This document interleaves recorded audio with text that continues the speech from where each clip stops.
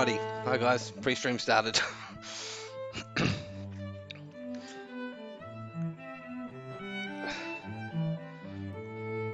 Can you hear me? Yep, pre-stream started. So a couple more minutes and we can get into it.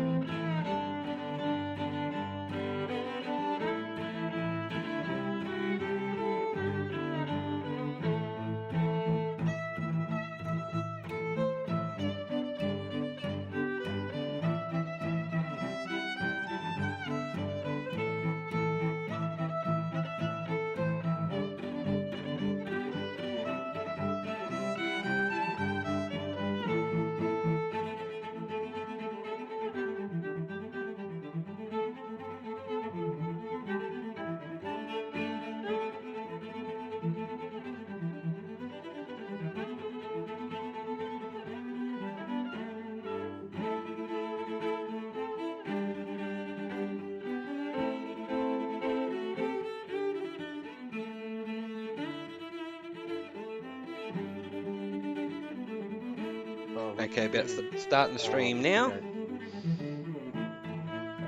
Give me a minute. Steve, Steve, uh, Steve Hay, I believe, something Welcome, like that. guys, to Blacksmith Church on Sunday here down at Speargrass Forge. Taking over for Yamez this morning or this evening, depending on where in the world you are. Um, so, hello, everyone. So, just a quick hello to some people that dropped in. So, Matt, Aimless Adventures, Kevin Stokes, Paul Orchard, Tech Ron Matic, Matt at Tech Ron Matic. We got Paul Orchard, g'day mate. Kevin Stokes, Sam, of course, and joining us on the line is Sam as well. Say g'day, Sam. Hello. G'day, And Sam.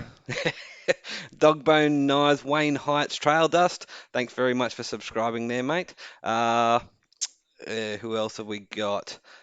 Boar and John Brunel, g'day. DK Ironworks, hello, guys. Don't forget to click that like and subscribe button just to make sure that sharing the love, but also guys, because Yamez is of course at a wedding this evening, he might jump on a little bit later and say hello, but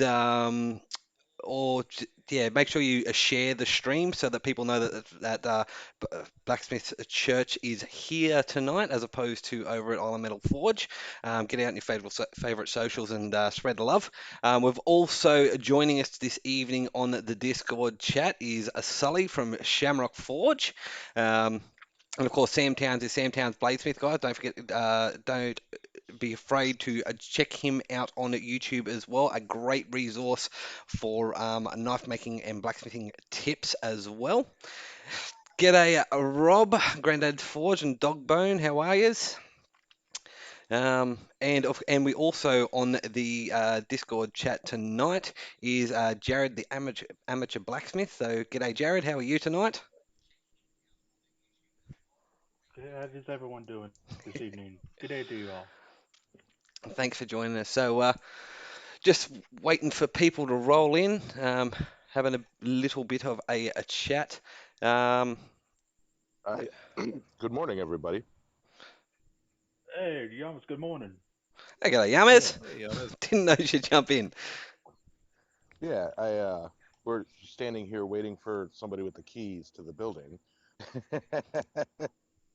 and yeah, it's like 40 degrees now and windy, and so yeah, figured I'd pop in and shiver with you guys for a bit. You just thought y'all were gonna have a wedding today. Yeah, yeah, no kidding, right? Turns out they're closed on Sundays. Right, but yeah, it's funny. My little brother got Dunkin' Donuts for everybody. He bought like a dozen donuts, and there's like 40 people here to set up. So it's like he's like, yeah, I'm gonna leave those in the car. Someone else, you got to do Probably another a good donut idea. run. Yeah. Good morning, good evening, Eric. And how are you today?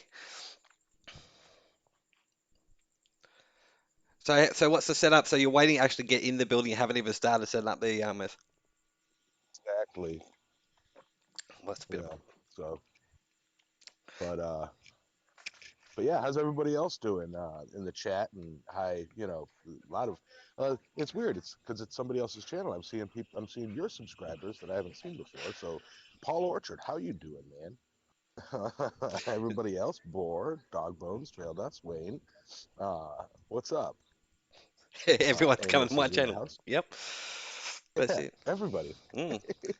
It's really strange watching myself on the screen in a live stream without swinging a hammer because I'm not used to this format. I'm not used to just talking to Oh, myself without actually having to do something. So it's really odd.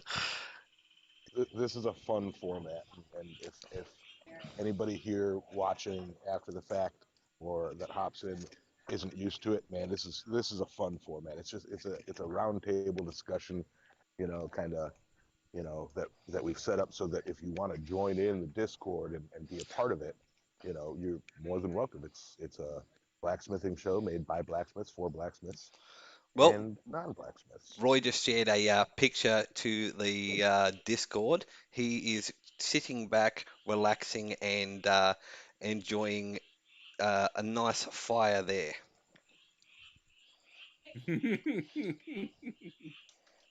Boy.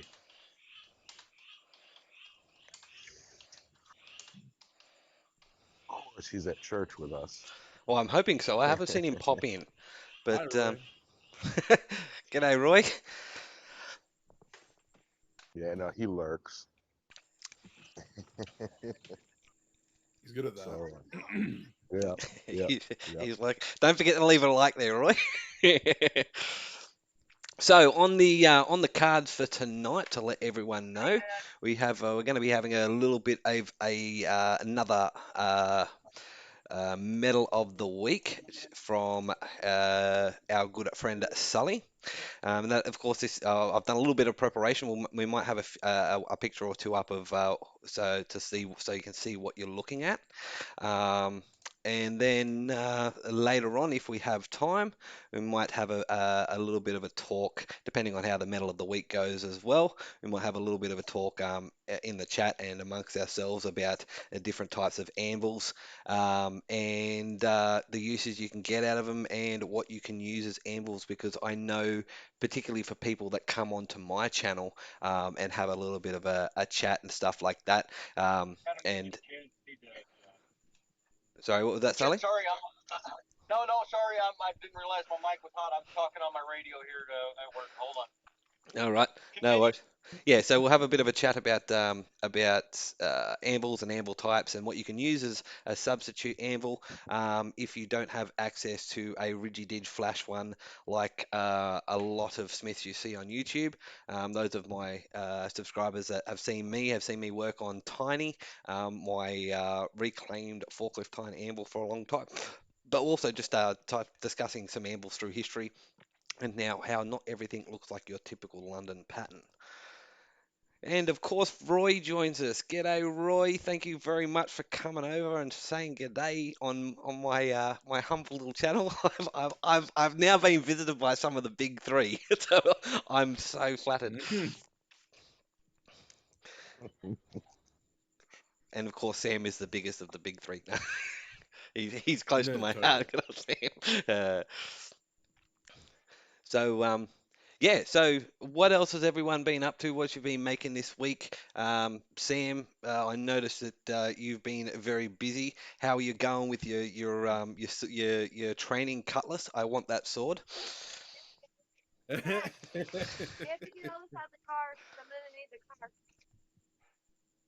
is that Sully?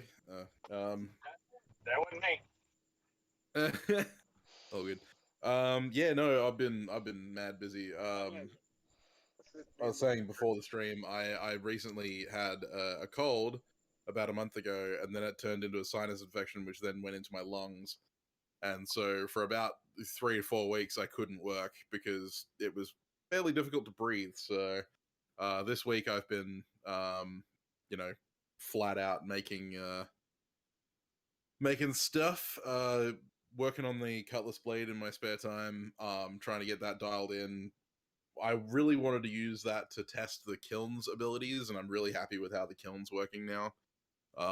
Getting some really good flexibility, but also hardness out of the blades, and really uniform grain structure overall. So I'm very happy with that.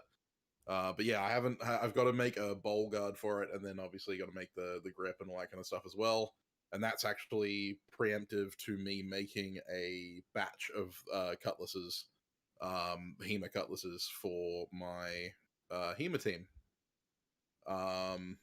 And then yeah, I've also been working on setting up my competition, which is going live tomorrow at midday my time, which is actually like a buoy building competition, and the winners will be able to win either a full set of engraving tools is number one prize. Number two prize is actually a custom hammer by me, and then the third prize is a set of 10 graver blanks.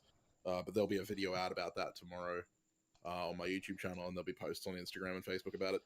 And I actually spent this morning and just finished editing on my Twitch stream the video of how to forge series video on forging a Muso buoy. So I'm pretty buggered.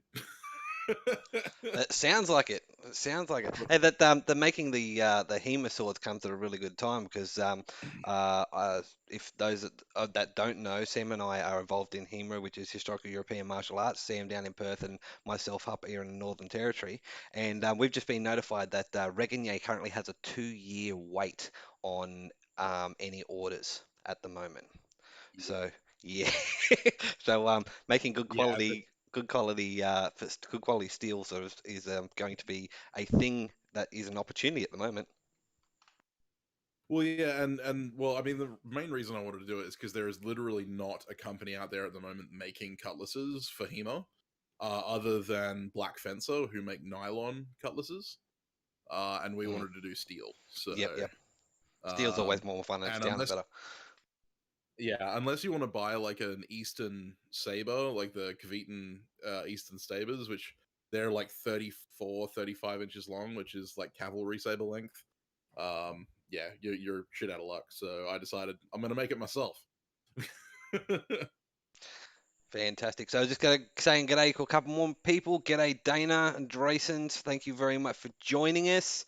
Don't forget to share in your favorite social medias that the Blacksmith Church is here tonight, as opposed to in Island Metal Forge, of course. Welcome, Bloobs. Thanks for coming over there, mate, and saying g'day. Yeah, that's my fault. I forgot to share it all over the place last week. That's all right. No, I saw it on your YouTube, so people just go and looking for your stream on YouTube should come across it. But yeah, just encouraging people to get it out there, just to let people know, because otherwise you're going to be getting messages left, right, and centre there. Yamez going, "Where are you today?" Yep.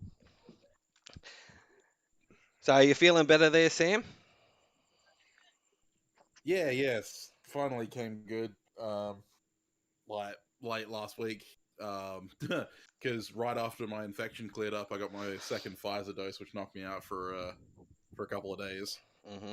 But then, yeah, no, I've come good now, and I'm just trying to catch up on all the stuff that I haven't managed to do in the last week or two. Fantastic. And Aimless says, going to make a substitute anvil and stand out of a post and a sledge. Should I do a video on it, or is it overdone?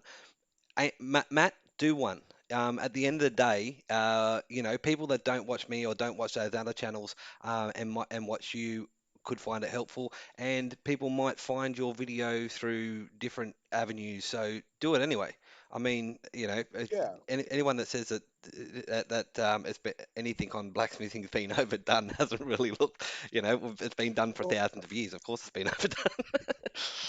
another way to look at it too is it's like, okay, sure, the same type of video, like, okay, take a leaf for example. There's like 8 different ways to, well, not just 8. There's different ways to do leaves, and even the same way may use different techniques. So it's like, uh, if multiple people, and even on that, people explain things differently. If you make a video on something that somebody else made a video on, you'd be like, oh, I saw this video, blah blah blah, and I did this, and here's what I did differently, here's how it worked, and blah blah blah. Some people learn from different people easier. Some people, like, I'm not dissing anybody, but like, some people don't like Roy because they don't like the way he talks. Some people don't like, Black Bear Forge because it's too much information, or it's like, for whatever reason, So it's like, some people just want to watch a video where, there's no talking, and they can watch it done and then redo it themselves. And some people like a lot of explanation, and everywhere in between. So more videos covering the same subject it's like reading a different book to get more information. You know, you may Yeah, say or show exactly. something that another YouTube Smith glossed over, you know. So multiple videos on the same subject, bring it on. That's it. Yeah, I mean, there's that. There's also videographic differences, and like just different angles of the same build can give you a different piece of information. But also, there is something to be said for if everyone's doing something, then there's something right with it. Huh? um, That's and it. so, you know, advertising that you have done something that everyone else is doing is especially in this case where we're talking about using you know, like using basic tools to get started in blacksmithing. If we can encourage people to realize that it doesn't take tens of thousands of dollars to get started in blacksmithing, then we can have more you know, new blacksmiths coming into the community, which is exactly what we want. Yeah, that's it. So I just want to say happy anniversary to Dana Maggiore and Mrs. Maggiore. They're celebrating their wedding anniversary today. Um, and I think we've had Paul Fontanini come in. G'day, Paul. How's it going? Matt Techromatic has to run, so he's got a long drive See you, in the Matt. morning. So see you, catch you later, Matt. Thanks for popping in. Um, and Drayson's Forge, JT has asked, said that he was having a conversation recently, and he asked, "I need a long forge to make swords, and is a long forge necessary?" Personally, I forged out the blank for my hand and a half sword, my for lack of a better term, my bastard sword. For which was done in a single burner gas forge, and my box of dirt forge, my J-Bod forge. And then neither of those were particularly long. You heat small sections and work the section that you're heating. That way you don't get too much decarburization, and heating more of the sword than you need is unnecessary. It's and also with the heat treating, you just need to draw back and forward, in my opinion. But of course, we've got a better sword expert here in Sam. So, Sam, what have you got to say about that? Well, every sword I've forged so far has been forged in my postbox kiln, my postbox forge, which has a 5.5 inch internal diameter. So it only heats 5.5 to 6 inches of material at a time, and that's enough for me to forge literally any size of blade. I find that any longer of a heat than that, and all I'm doing is wasting steel to scale and losing carbon from the steel. Um, it's just it's a waste of time because I can't work that much material in such a short amount of time. When it comes to heat treating, I would argue that I think the longest blade that I've managed to successfully heat treat in a 12-inch 9 kilo gas bottle forge. The longest blade that I've managed to get a decent heat treat on was about 20 inches. Like a controlled actual heat treat rather than just kind of roughly it'll do. Whereas if you want a heat treat over, a sword length, now normally swords start at about 25 to 30 inches. Like a cutlass is, considered a relatively short sword, and that's only 29 inches long. You need a kiln or some form of long-bodied forge in order to heat it. As Aimless says, you could use something akin to a campfire, provided it's stoked the right way and had it in the right angle. Quite commonly, a lot of beginner swordsmiths will end up using a long piece of pipe with multiple holes drilled in it, and just charcoal. Basically just a really long charcoal forge to heat treat, but they only needed that for the heat treating. They do not need that for the forging. For the forging, you can just use any normal forge as long as you can pass through. There you go. So that should answer everyone's questions when it comes to heat treating swords. Of course, if you want more information, don't be shy and drop into two sources. I mean, don't Yamez doesn't usually cross pollinate, but don't forget to check in on Sam Towns Bladesmith YouTube channel, and also jump over to the Forgecast podcast that's on your favorite podcasting provider. Sam is, of course, one of the, if for most people she should know, but Sam is, of course, the one of the main hosts of the Forgecast, and a great source of knowledge at that. And Yeah, apparently, I've got some playlists on heat treating and steel recognition if you are interested in that kind of thing. so apparently, Paul Fontanini is going to be There's up a your way there, plethora Sam. Sam is a plethora of information, and Sam and Alex do an awesome show, and I feel bad that I don't promote it more. I didn't mean to make you feel bad there, Yamez. Sorry, mate. No, yeah. I mean, I Yamez feel has bad even that been on the folks show. Yeah. check out, I think, episode, what, 3 or 4? Yeah, it was Or really 2? early. It was really early in y'all's run. Mm. You guys were like, scraping the bottom of the barrel, trying to find the, like, okay, well, we're not big enough for, this guy, so let's get this portion in here. That wasn't the reason. No. I know. On that note, though, But they have had some rather big names on the Forge cast. Roy's been on there a couple of times. Niels Vanderberg has been on there heaps. He's practically a third co-host by now. did y'all have Jay Nielsen on there too? Yep, we've had Jay Nielsen. Recently we had Coy Baker from Baker Forge and Tool. That was really fun. Jamie from Sausage Man Forge. We've had Dave Lynch from the famous Mastersmith. We've had we've had Kyle Royer on. We've had quite a few people on. So yeah, lots and lots of people. So guys, if you haven't checked it out, please do so. Just going through some of the chats. Yeah, the JT was just saying thinking of the Katana documentary watched several years ago, and the forge was literally a trench in the ground and a bed of charcoal. Yeah, a standard Fuigo blown charcoal forge from Japan is normally a side blast, basically a channel forge. So yeah, very much similar to what I was describing. Yep. So all right. Well, I think I got all my rat killing knocked out this morning. We'll see. well, on that note, Sully, now that you're free and available, I reckon we move on to Medal of the Week. All right. Medal of the Week.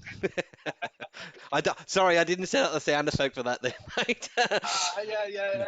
I know you didn't get the intro. But, This week we discussed death metal. Well, kind of in a way we actually are because we're actually going to be chatting about something that you brought up a couple of weeks ago there, Sam. We are.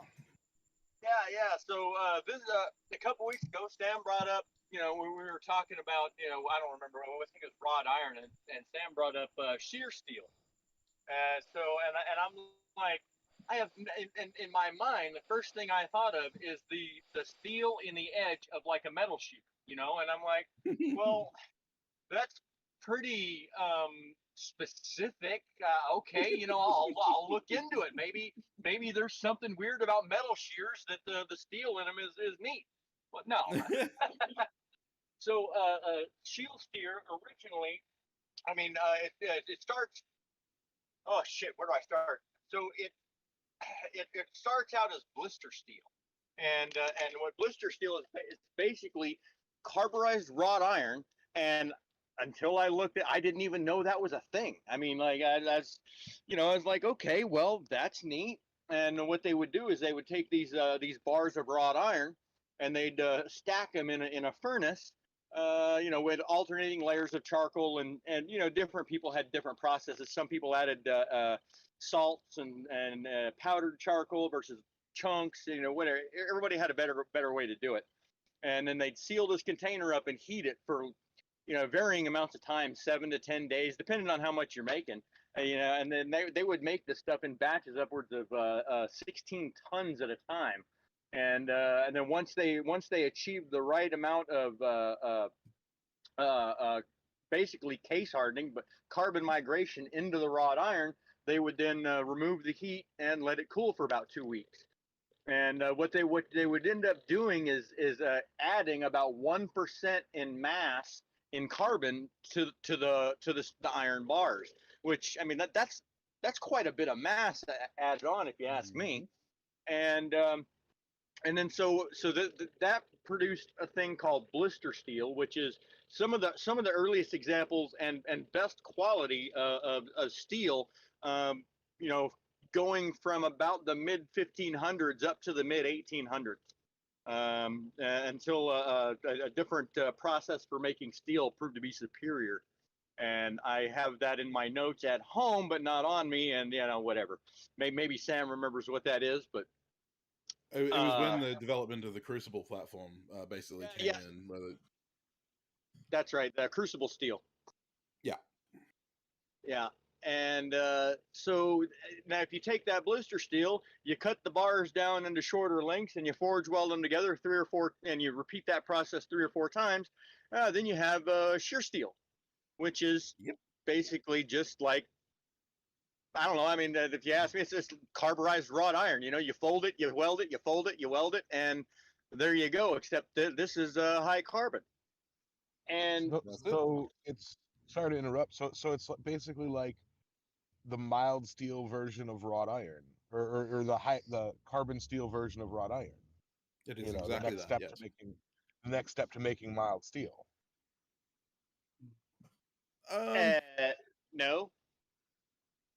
No, so No. like mild steel is monomolecular, so it's completely homogeneous because most mild steel these days is made in blast furnaces and in vacuum forges. So it is completely puddled; it goes completely liquid.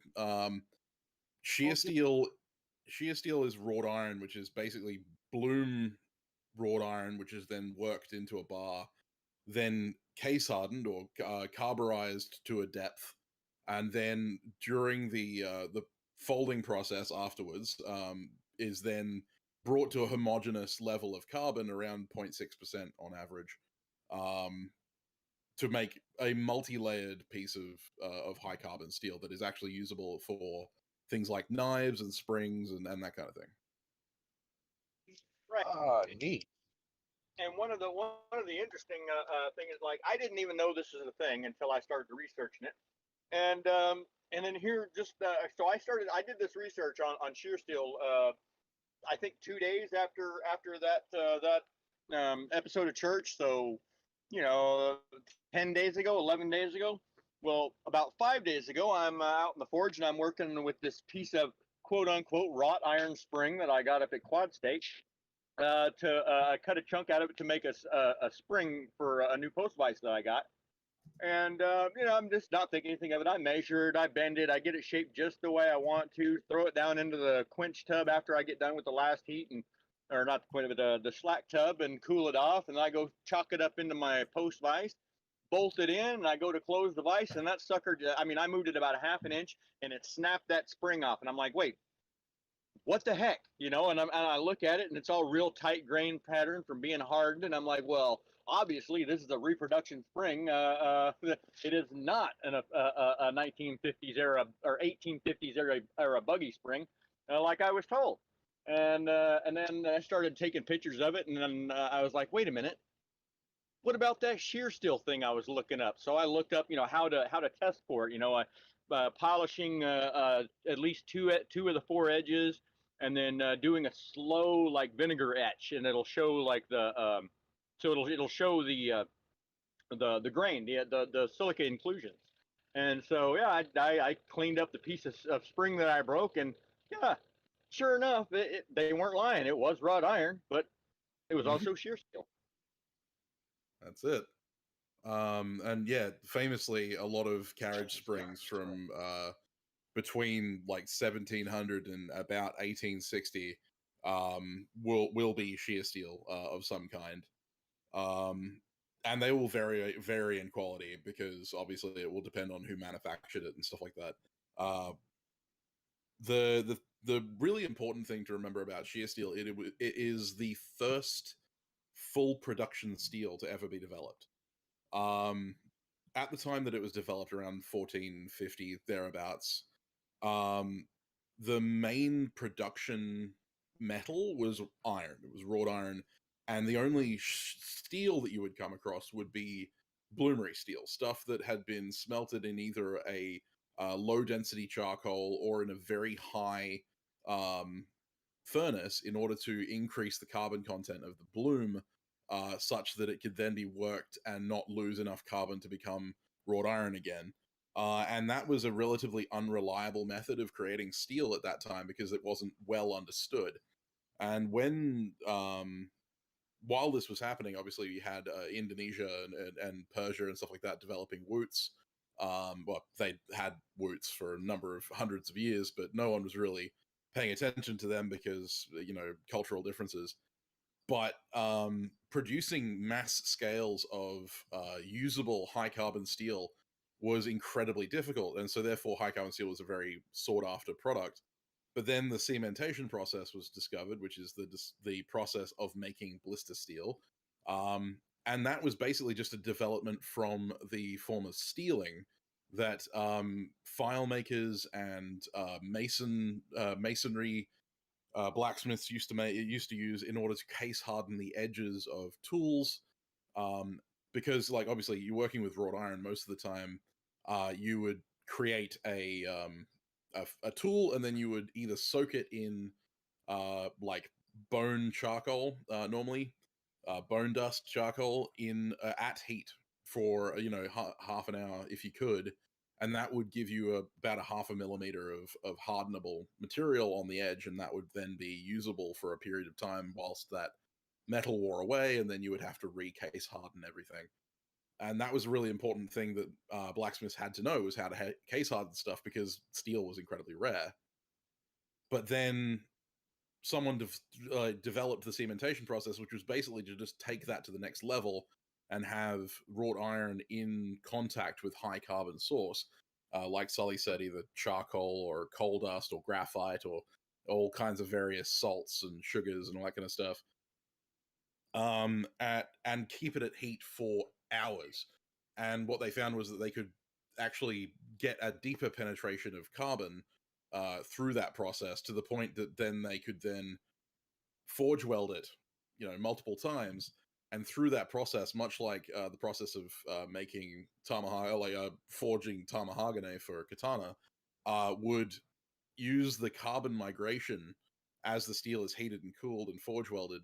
It would migrate the carbon between the layers to create a relatively homogeneous carbon content across the material. And that was then being able to be done, as Sully said, in numbers of tons of material, which then led to the massive increase in industry, such as, you know, clock springs and carriage springs and stuff like that, but also cutlery industry. You know, Sheffield cutlery and stuff like that started to blow up around then.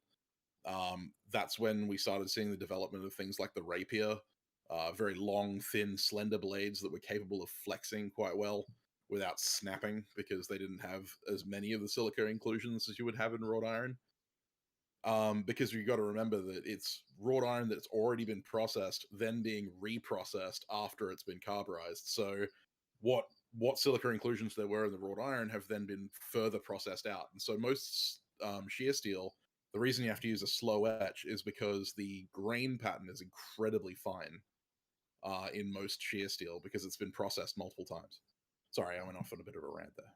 No, that is quite all right, and I mean, like, I am ill prepared being out here in the middle of a double, and I forgot I was like, I got to bring my laptop, because that's where all my notes are. And no, I got out here and I was like, oh man, I forgot my laptop. And I was like, well, so I pulled up my tablet that I've got in the truck for my my electronic logs. I just pulled up a bunch of web pages that I used for my research. I'm like, all right, I think it was this paragraph, that paragraph. You know, I'm glad you were able to make it, be able to just kind of fill in my inadequacies there. It's also the nature of the. It's also the nature of the show. You know, we got several people. Yeah, it's talk. People are here to learn and hang out. And something that I found interesting is, like, in the process of making the shear steel from blister steel, it was typically only forge welded and cut and welded 3 to 4 times, because anything in excess of that would continuously decarburize the steel. So it was specifically done a certain number of times to achieve a certain carbon content and hardenability, and knowing full well the continued work would make it of lesser and less quality. Yeah, exactly, and that's actually why they used to weigh the material and use the weight as their measure, because when you're using the cementation process, you're basically burying the steel in the carbon mix, whatever the carbon mix is, and heating it from below, normally in large troughs or similar to crucibles kind of things. Heating it to critical temperature, not super high temperatures, around critical temperature, is where carbon can be uptaken. And they would weigh it to give you them an idea of how much percentage of iron had been converted. But it was obviously going to be over carburized. Like, the surface carbon content of most of those pieces of blister steel would be in the 1.2 to 1.4% range, close to cast iron. And that's why the reason for that is because obviously as carbon penetrates further into the steel, all it's doing is shunting along the carbon that's already migrated into the surface. So if you imagine it's like a line of people, but as you get deeper and deeper, it's like one person, but then in the next space that there used to be one person is now two people, and so on and so forth.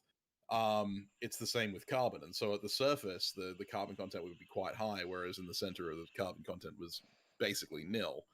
And then the number of forge welds decarburized the surface of the material, obviously, because it's in contact with oxygen at that point, and the oxygen and carbon are going to mix and create CO2, and they're going to flake off as scale and that kind of thing. But it's also migrating the carbon further into the material and migrating the carbon between the two meeting faces of the various pieces of material. So in a metal sense, it becomes So, like a mosh pit. I mean, I don't know. It's a fascinating area of metal that I was previously unaware of, that I am now completely just enamored with. And by all means, I would agree with what my takeaway from this is. I mean, there could be this stuff laying around that you didn't even know you had. Like, yeah, I mean, like this buggy spring. Oh yeah, it's wrought iron. Well, technically that is true, but it's high carbon wrought iron. So I mean, you can look around. If you got some of them old springs, or maybe some of that if you got old cutlery like that, you're probably not going to be cutting it up. But old springs, are a very common source of shear steel that would still be surviving today. You know what I mean? So Yeah, just kind of keep out for that kind of thing, and you never know when you might stumble across one of them little gems. that's it. And people like Green Beetle here on YouTube have actually created shear steel in their shop. So if you look up his forging a frontier knife, I believe is the video, he made shear steel from wrought iron wagon tire using his electric kiln. So it is possible to be done in small batches at home if you're interested in that kind of thing. It's something that I want to try out one day when I have the time. But yeah, no, it's spectacular. Also, ClickSpring famously has done case hardening experiments on making files, and that case hardening experiment is a perfect kind of an intro course to blister steel. Basically, he doesn't frame it as blister steel; he's talking about case hardening in that aspect, but he does go into the depth of penetration of carbon over time. And he actually gives some really good visual references. So if you want to understand better what I'm talking about when I'm talking about depth of penetration and that kind of thing, check out ClickSpring's video on case hardening, because it's really, really in depth. And he's a fantastic presenter in general. So, And if it wasn't just so darn hard for me to get my hands on wrought iron over here, and if I get some, it's like it gets put up on the shelf, get a little glass case put over the top of it, so it doesn't get dusty. I mean, I'd love to try something like that, but man, I would sure hate to waste a piece of wrought iron when I screw it up. it was like that for me until about a year ago, and now I have like 25 kilos of wrought iron in various bar lengths in my shop. It just keeps falling in my lap. I've got about a Be 3-inch careful piece about of that now. wrought iron. Yeah, well. Yeah, I've got you guys complain about getting wrought iron. I've got about a 3-inch piece of wrought iron. That's all that I own. It's next to impossible to find Yeah, up here. I've got some raw. I've got some rot that I still have to send over to Sully. Maybe he could play with it and possibly do an attempt at making some shear steel out of the rod. and Yamez, you do realize what method I'm going to have to try to do that, right? Old school. Yeah. No. I God, no, I don't think I ought to do that. I don't know. No, I was talking about no, because I've done that thing where I've done it with mild steel and whatnot, where I basically bring it up to critical and forge weld in cast iron powder to the surface, and that what do you call it? Carbon migration. It migrates the carbon into the mild steel, so Yeah. it makes it hardenable or whatever. And I mean, I could do that to wrought iron, but I mean, I know it would work because I can do it to mild steel, but. I don't really want to waste wrought iron doing that. I hear you. I think if I was gonna do shear steel, I would do that. I would do it on a small scale traditional type method, just because it would be fun to do in my book. I mean, cost and efficiency wise, that's retarded. I mean, there's it's very inefficient and not very cost effective, but it would be fun. I mean, and at the end of the day, that's all I really care about. Yeah, and realistically, if we're talking about making blister steel and shear steel, you're not really talking for efficiency or for like desired result, because there's no benefit. Or even quality, Yeah, no, there's no benefit to making blister steel. It's going to be inferior to any modern steel. The only reason you would do it is to recreate a bit of history, which is what I want to do. I love doing that kind of stuff. So.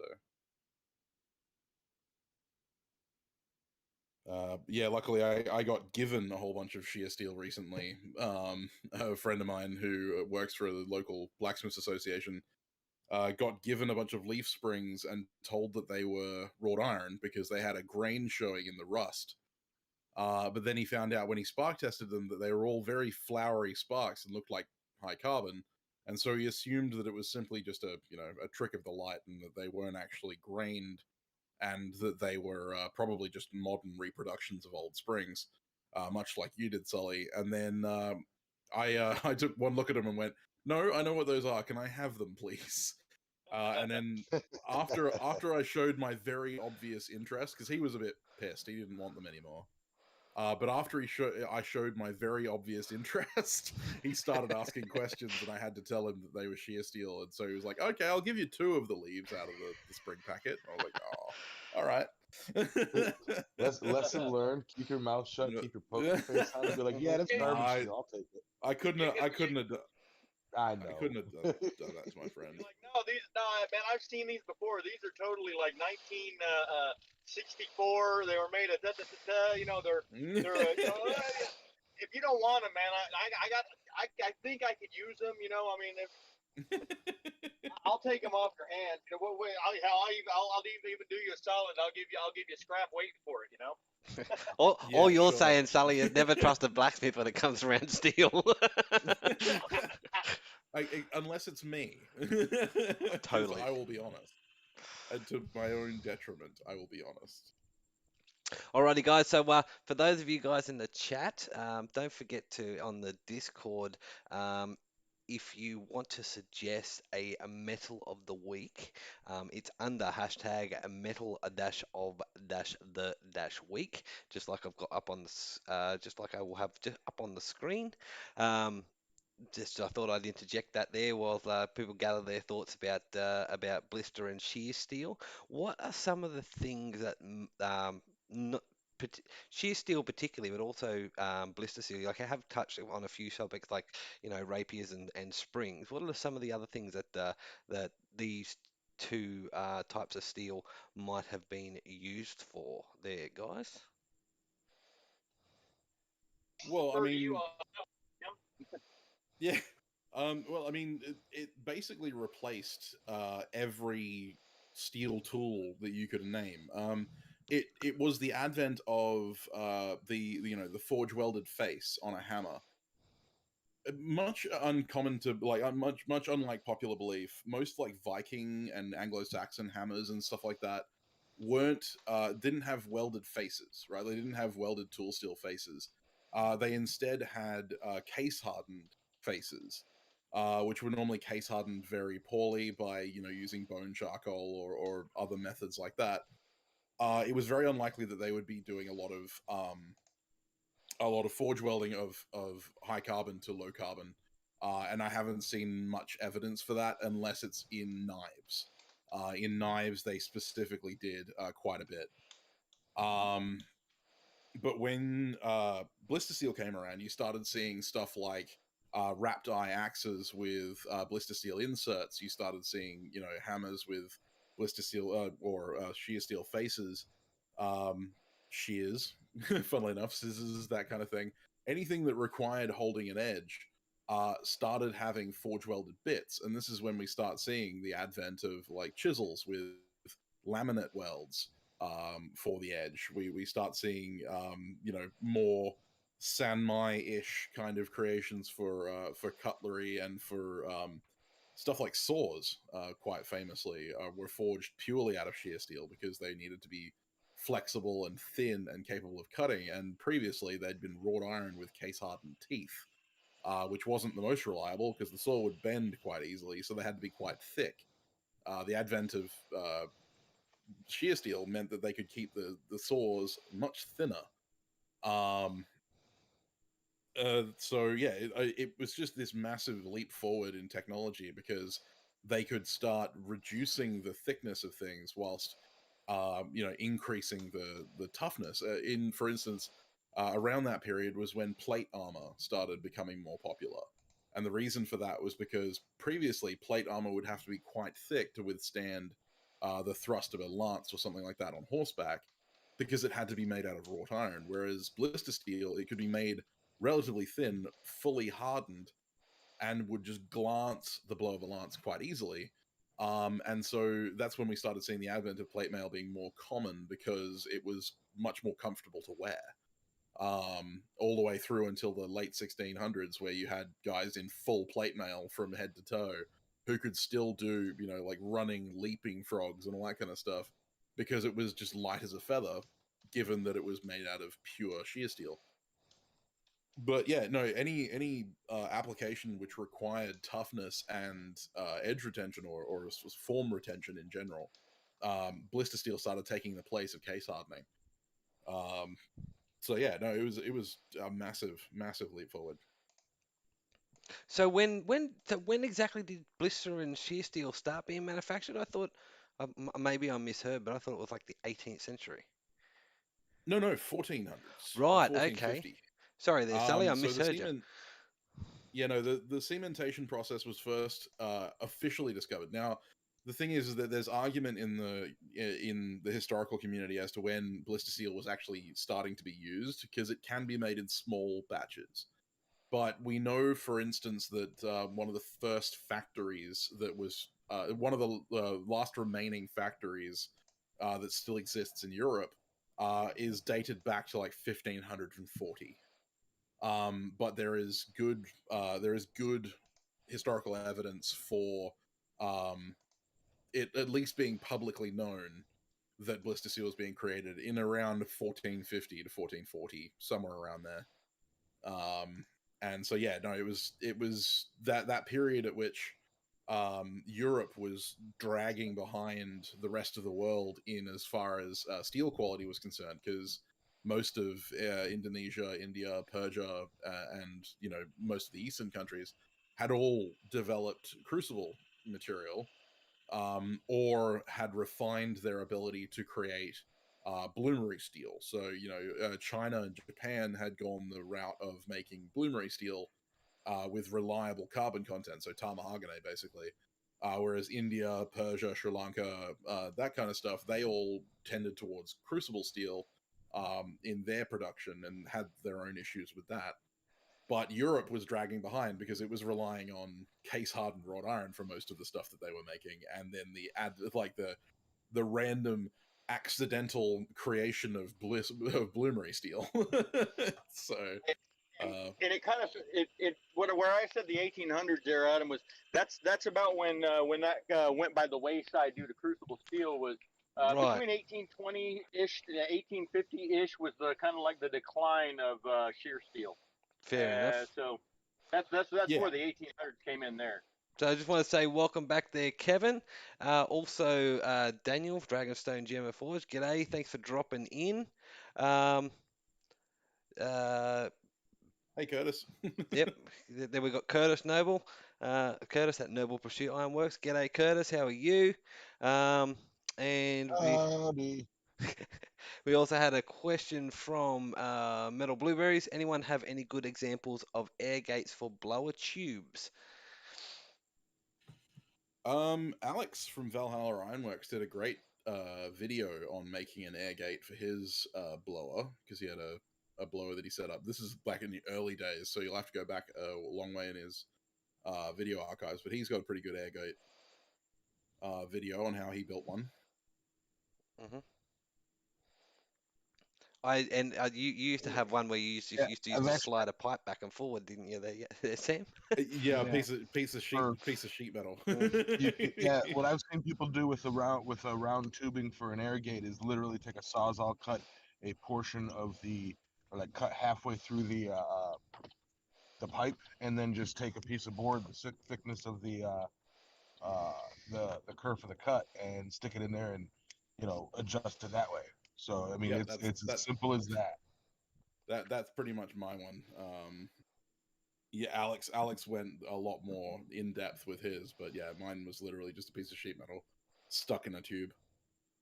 Yeah, I mean, absolutely. You can go like I always say with everything, in the blacksmithing world, you can go as technical and overly engineered as you want to make it like awesome and like this.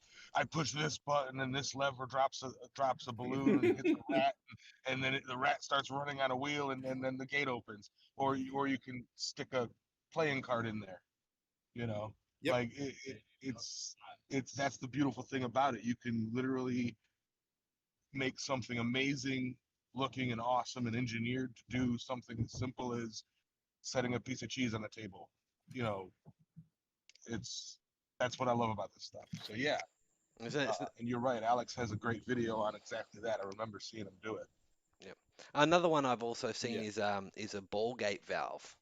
Can't remember where I saw it, but someone had basically used a ball gate valve or a gate valve, and it adjusted the airflow by turning the gate valve either full open or choking it off a bit, because essentially it's the same idea. Yeah, as long as you've got a redirect for where the air is going.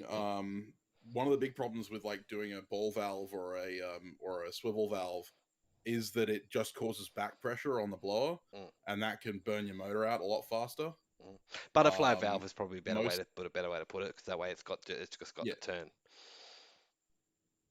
Yeah, but like either way, you want something that's going to redirect the air in another direction. Like for instance, with my little bit of sheet metal, there's a giant hole that it pushes the air out sideways rather than going forward, which means that the blower isn't under any load. It's not under any strain or back pressure, so it's not going to burn out. Because what I did when I first started was just basically had a gate that completely closed off the wind, but never actually redirected it. Just pushed it back at the blower, and I actually burned out 2 blowers before I figured it out. So Board just said, just rewatched The Secrets of the Viking Sword about forging the Ulfbert. It took 8 hours to turn the ingot into a bar. It did. Woots is a massive pain in the ass to forge.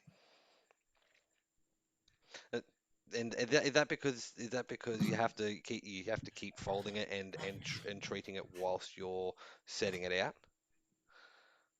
Well, it's not the metal of the week, although I might Sully might want to jump on it. But Woots is crucible steel, and it's dendritic, so it's got very, very large carbides that like to mesh together with one another. And in order to make it move, you have to get those dendrites to release.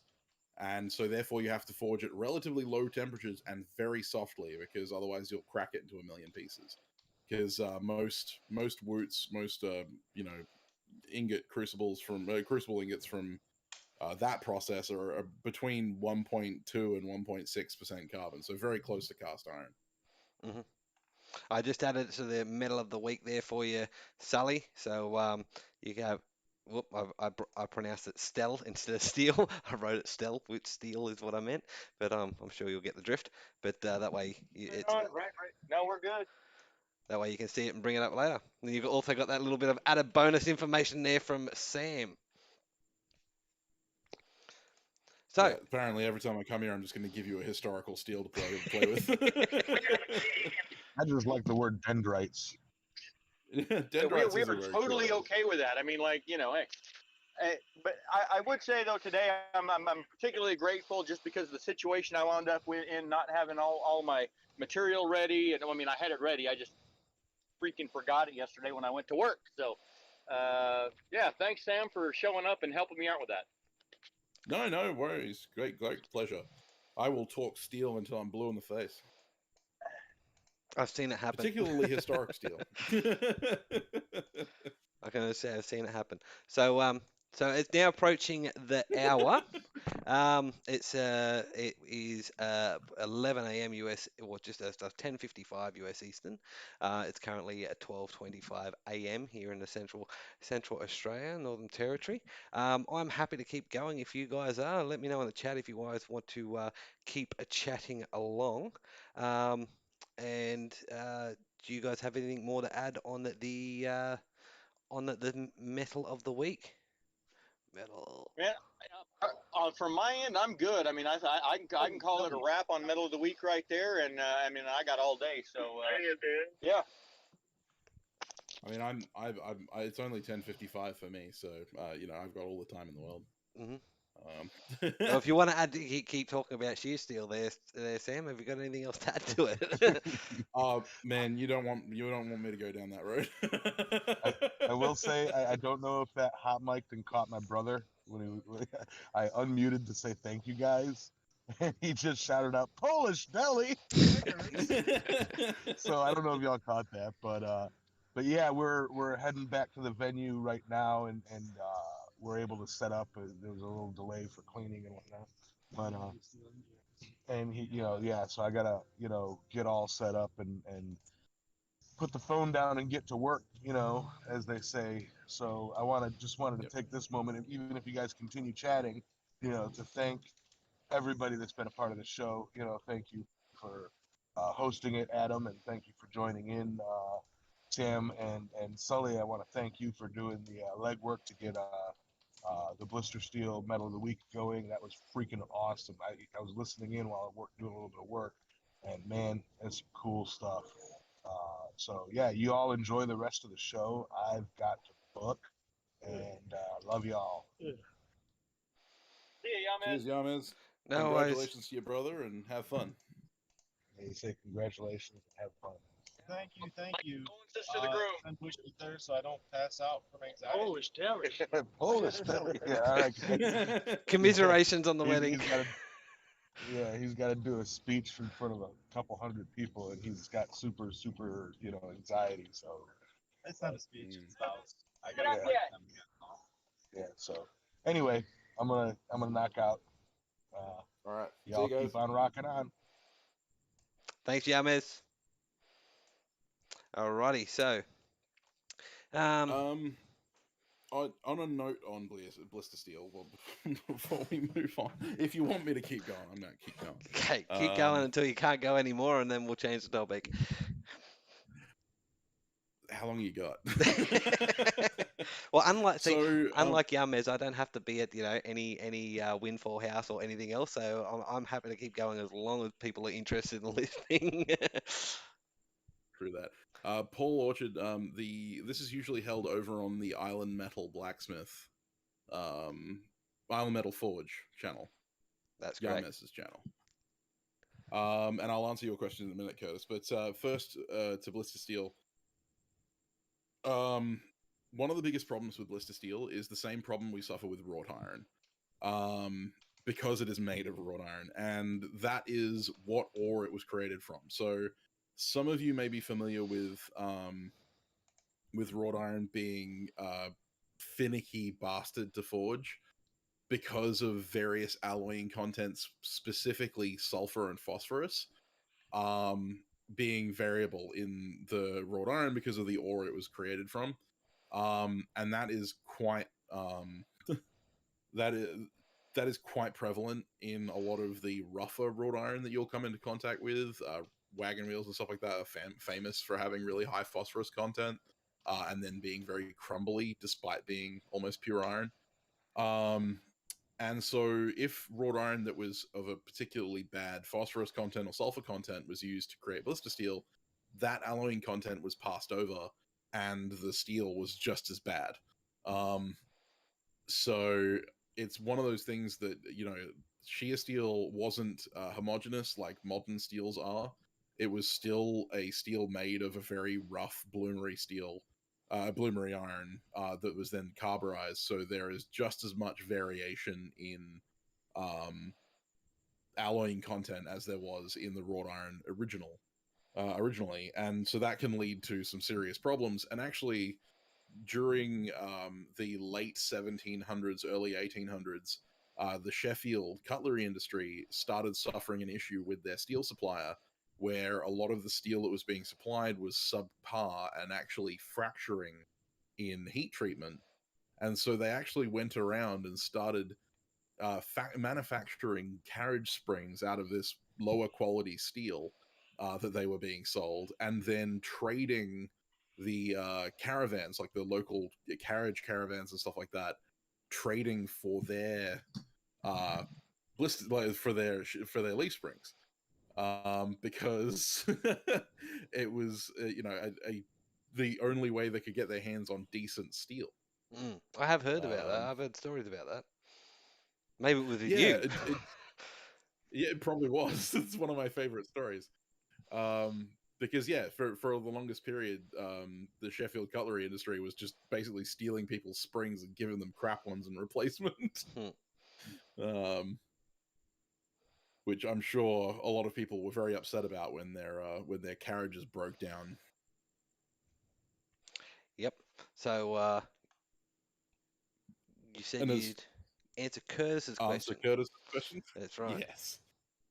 So yeah, Curtis, how they would make sheet steel. So it depends on how ye olde we get. Obviously, if we go back to the 1800s during the Industrial Revolution, they had stuff like rolling mills. And so basically they would just feed the blister steel into the rolling mill, and the rolling mill would do the work for them. In the really ye olde days, like we're talking 1400s and beyond,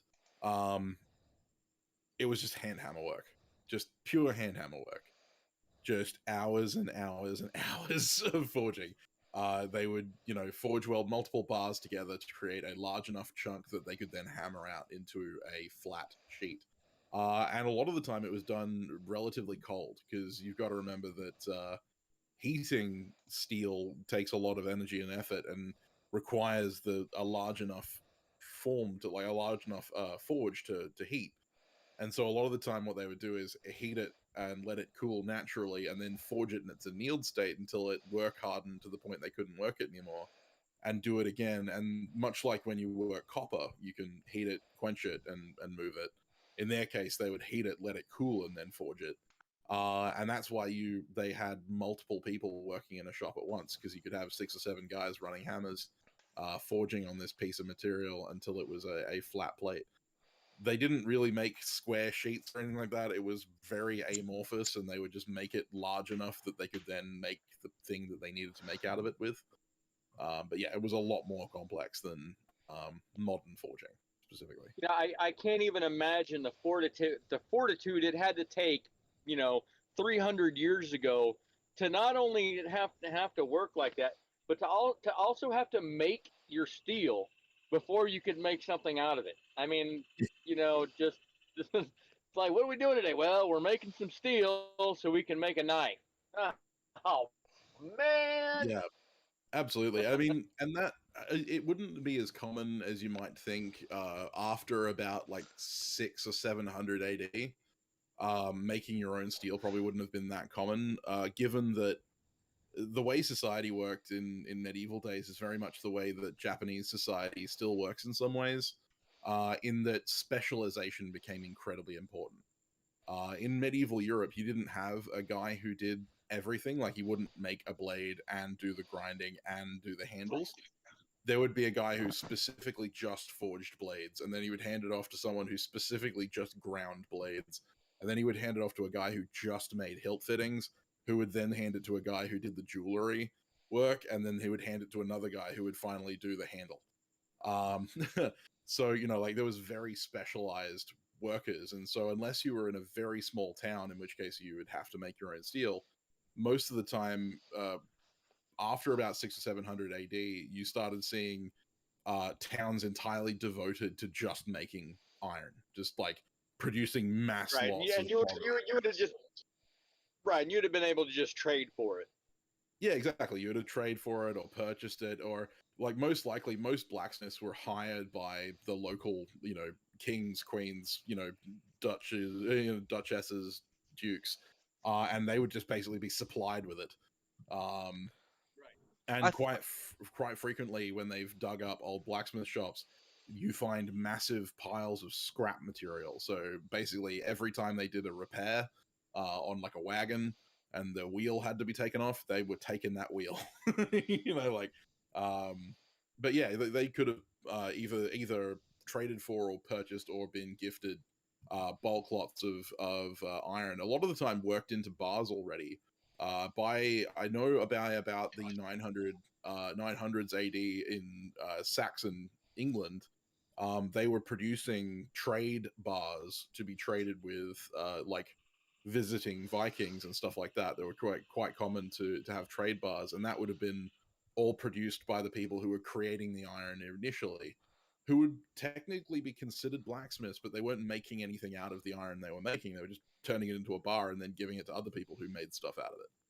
It's actually funny because I mean, we're talking about the early medieval period or mid-medieval period here, but I've heard stories tell of, particularly as you were saying, unless you're in a small town and stuff like that, where particularly during the settlement of the US and also of Australia, where they didn't have access to blister steel, and therefore they did actually have to make it themselves from a repurposed iron, a cast iron, or repurposed wrought iron and stuff like that, where these processes were still kept alive because they had to make it themselves because they didn't have access to shear steel at that point in time due to lack of shipments, isolation, whatever.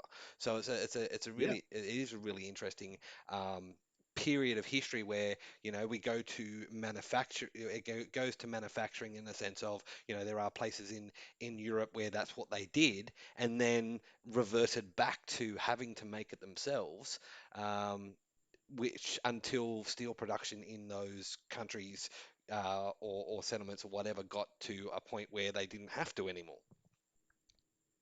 Yeah, that's it. And I mean, at the Shipwreck Museum here in Perth, there is stuff from the wreck of the of Dirk Hartog's ship, who was the man who discovered Rottnest Island. He was a Dutchman who was basically the first person to discover Australia, well before the English did. But it's got one of the swords from there. It's actually a rapier, and there's 100 kilos of iron trade bars in there. Very, very, very badly rusted. But yeah, they did carry quite a large amount of iron trade bars, but steel was incredibly hard to come by. So yeah, you would have had to have blacksmiths on board who were capable of at least case hardening, if not creating blister steel, just to be able to create usable tools. Yep, that's it. And I mean, You know, Kevin says people complain about the price of metal today, but back then there were many man hours. The thing is that that man hours didn't mean anything back then. The people who were working on iron production and steel production were basically slaves. They worked for food. So metal didn't cost that much to the people who wanted it. It was just, they just basically sacrificed lives in order to get it. Or maybe not slaves, plebeians maybe, but not slaves. Well, yeah, I mean, they weren't exactly indentured servitude. It wasn't indentured servitude, but they weren't being paid a massive wage. Robert, by forgetting literally everything else. I'm just an obsessive. I'm like that. Needlemakers You know, making and eyes it by was funny. punching it. Oh, sorry.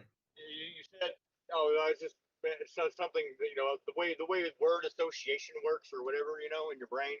And Yep. you were telling that story, and you said the wreck of, and the next words that my brain immediately put in there was the Edmund Fitzgerald. I love that which song. was ironically an iron ore freighter, but I mean, it's just then while you're telling the story, the song "The Wreck of the Edmund Fitzgerald" is singing is just playing over and over in my head, and I'm like, God dang it! Yeah, that's it. I do love that song though. It's a great song. But yeah, Boar asked the question: needlemakers making eyes by punching and also forge welding. I'm not familiar with needle eyes being forge welded. To my knowledge, they were all punched historically, and they were all punched cold. So, And Sam, I'll read out that question that and Jared asked. yes, He says, yeah, "Are you talking about a traditional guild where everyone is skilled in one specific area?" yeah, pretty much.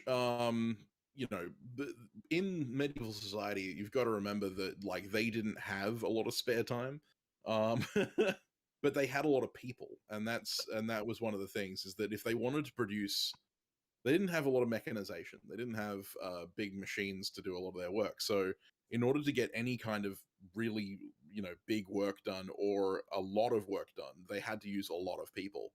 And the best way to do that was by specialization.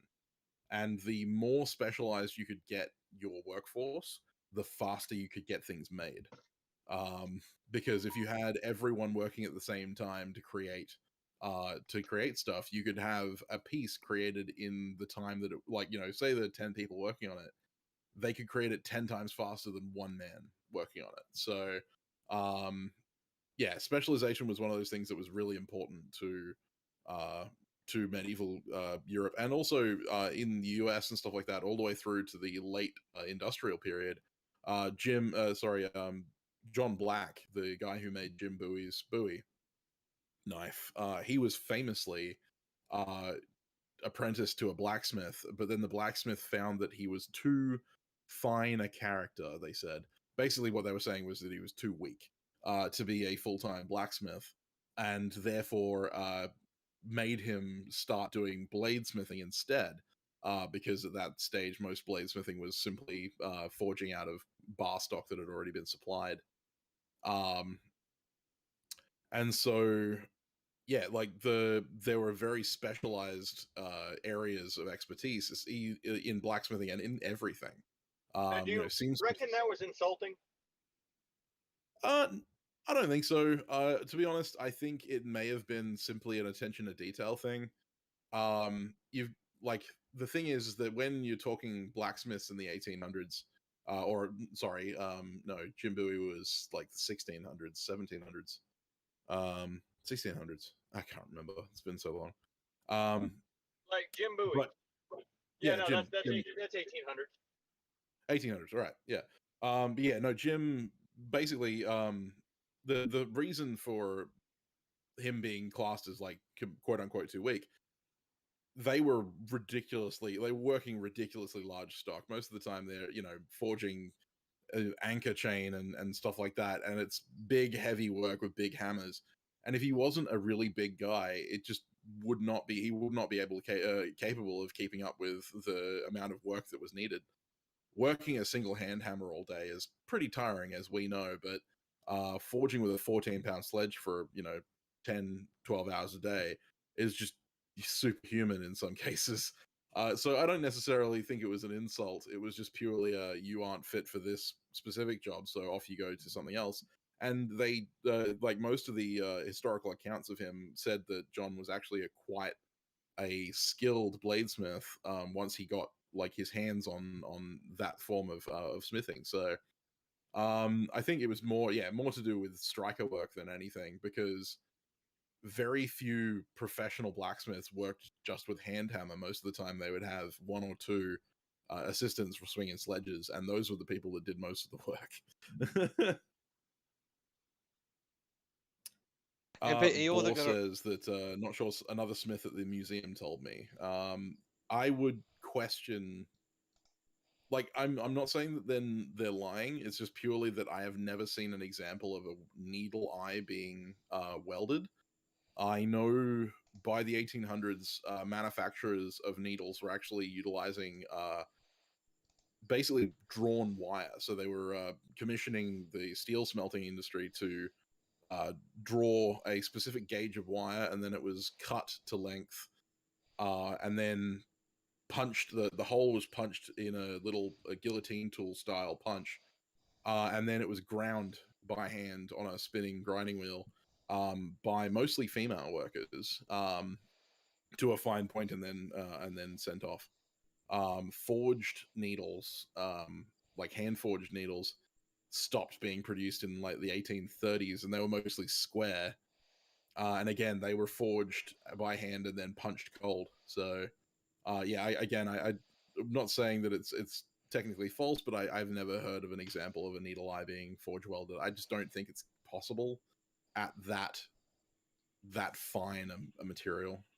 Yeah, it's awful small to be able to hold that heat. Yeah, that's it. I mean, and without burning, because you're working with solid fuel at that stage. Yeah, exactly. There was no gas forges at that time, so you would almost guaranteed that you would burn more than you would make. 9 out of 10. Yeah, it's like, oh man, I didn't even see the sparklers that time. Yeah, it would be a very, very wasteful process. And Robert says that would be a one tiny punch. Yeah, it was. It basically, it wasn't like a punch that you think of, like we hold the punch and hit it. It was literally like a firing pin on the end of a square bar that was in a guillotine tool set, that had a matching hole in the bottom die. So like the punch itself was only about 3 millimeters long. Not very long at all, because obviously that thin and that small, anything longer than that would just snap. I was going to say about the specialization in medieval Europe. One thing you also a lot of people forget is, you were saying, Sam, about the more people doing the one specific job, the faster it gets done. Also, you got to remember that the longer you do something specific, the better you get at it. So it's the reason why a lot of people say do 100 leaves, and you end up your first leaf might take you a half an hour to do, but by the end of the process you're doing a leaf in 5 minutes. The more you do something, the repetition, the better you get at it, and the faster it becomes. So you might have 50 people doing that one job, and those 50 people go from that's why you had the apprenticeships and stuff like that, because they would learn how to do something slowly until the point where things were being produced nice and quickly, or relatively quickly compared to the average person. Oh yeah, exactly. One of my favorite videos on YouTube is blade forger Albert Craven, who was one of the last blade forgers in Sheffield. And famously, at his peak, he could forge 2 gross, which is 244 blades a day. Like, it's insane to just think about trying to forge 244 blades in a day. That's Yeah, no. But that was the advantage of specialization. It's one of the reasons why I have an issue with the whole jack of all trades, master of none, better than a master of one. Is that jack of all trades is great in a situation in which there aren't a number of people, right? Like when you're on your own, being a jack of all trades is great, but your society benefits from specialization much more than it benefits from jacks of all trades, purely because of, like Adam said, not only speed and efficiency, but also by quality, right? Like a master is going to be capable of producing a higher quality than a person who is more generally trained, and that's why katanas are still quite highly regarded as art items, is because there are at least 4 men involved in the making of a katana. There is the Tatara runner who makes the tamahagane, and that's all he does is make tamahagane and guarantee that tamahagane is the best tamahagane he can get. Then there's the swordsmith who just refines that tamahagane and forges the blade, rough shapes it and heat treats it. Then there's the polisher who polishes the blade and gets the perfect polish. Then he may perhaps hand it over to the engraver, the horomono, who would then engrave the blade, and then it hands over to the Tsuka Makishi, who makes the tsuka, the handle, and the saya. The sayashi will make the saya, and then you've also got the Tsuba Makishi and the guy who makes the guard and the barrels, basically. So yeah, there are so many specialists involved in making a katana, which is why when you look at a modern, even a modern katana that's been made in the traditional methods, they are fantastically spectacular pieces of art, because they're made by masters. Funny how directional and traveling a conversation can go, particularly when we started at shear steel and then we're ending up at Japanese swords. Well, I mean, it does tie back into like the production of shear steel, because it was a new market for people to start purchasing high carbon steel in large quantities, which then led to a dropping off of the need for blacksmiths who were capable of case hardening, and opened the market to mass production of high carbon items like knives. That's when the Sheffield cutlery industry started. I was When going to blister say, steel became relatively prevalent. therefore, the production of steel actually led to specialization in a way, which has led to our modern society. Exactly. The advent of the cementation process was the start of Western society as an industrial, like as far as the industrial revolution. Now, What was that? That book? The Blister Steel: The Birth of an Industry. Yep. Which is based. I mean that it is. I mean it's the. I just lost my train of thought. But you know what I'm talking about. Yeah, it's this. Yeah. Yeah. Or I mean, I'm quite regularly quoted as saying, the everything in the modern day came, like everything in life came off the face of an anvil. And I stand by that. And the thing is that is a procession. Like, you started with the Bronze Age, where anvils were bronze and they were used to like work harden edges of tools and stuff like that. And then you went into the Iron Age, where anvils were stone, and then iron, and then you had the Steel Age. And the Steel Age was it varied depending on where you were in the world. Earlier in the Eastern countries than it was in West. But as far as the West is concerned, our Steel Age really started around the time that the cementation process was figured out, and mass production of blister steel was brought forth, and that led to the Industrial Revolution of the 1800s, and mass production and that kind of thing, which had led to vehicles and eventually space flight and computers. Yeah, that's where I was going, was the direct correlation between the advent of blister steel and the Industrial Revolution. Precisely. And at the very beginning of the Industrial Revolution, when machines were being made, like when machines started being made, they were still being made with shear steel. There are quite a number of old lathes and stuff like that are still in museums that have shear steel gears and shear steel drivetrains.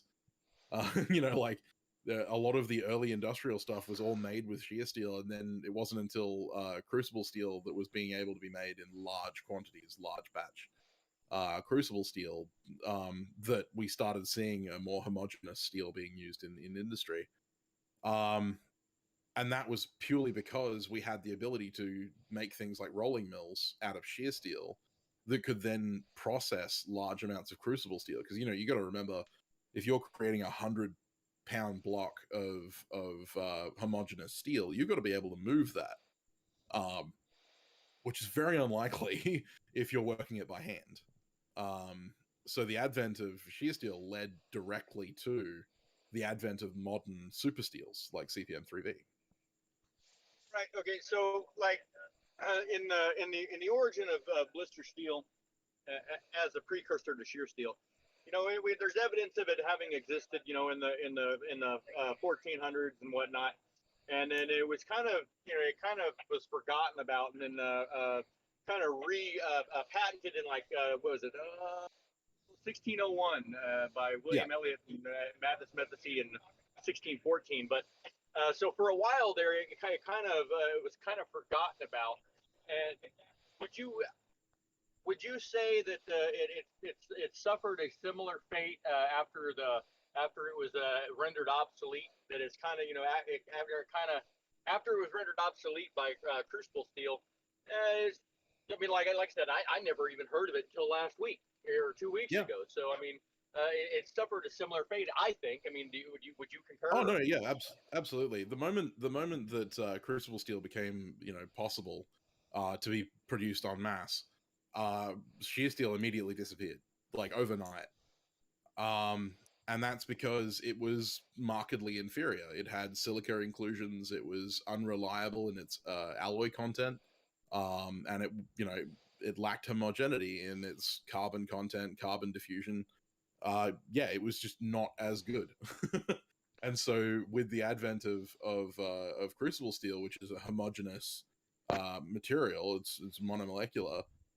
You didn't need shear steel at all anymore, and so therefore it just no longer needed to be made. Instead, you just produce mass amounts of wrought iron all the way through until 1960 something, 1980, somewhere around there was the last wrought iron factory shut down. But wrought iron was still being mass produced during the industrial period because it was easier and cheaper to produce than mild steel would be in a crucible facility, because crucible facilities were mostly geared towards creating high carbon steels for tools and stuff like that. Right. But yeah, no longer did you need to use that wrought iron to turn it into shear steel because you had crucible steel.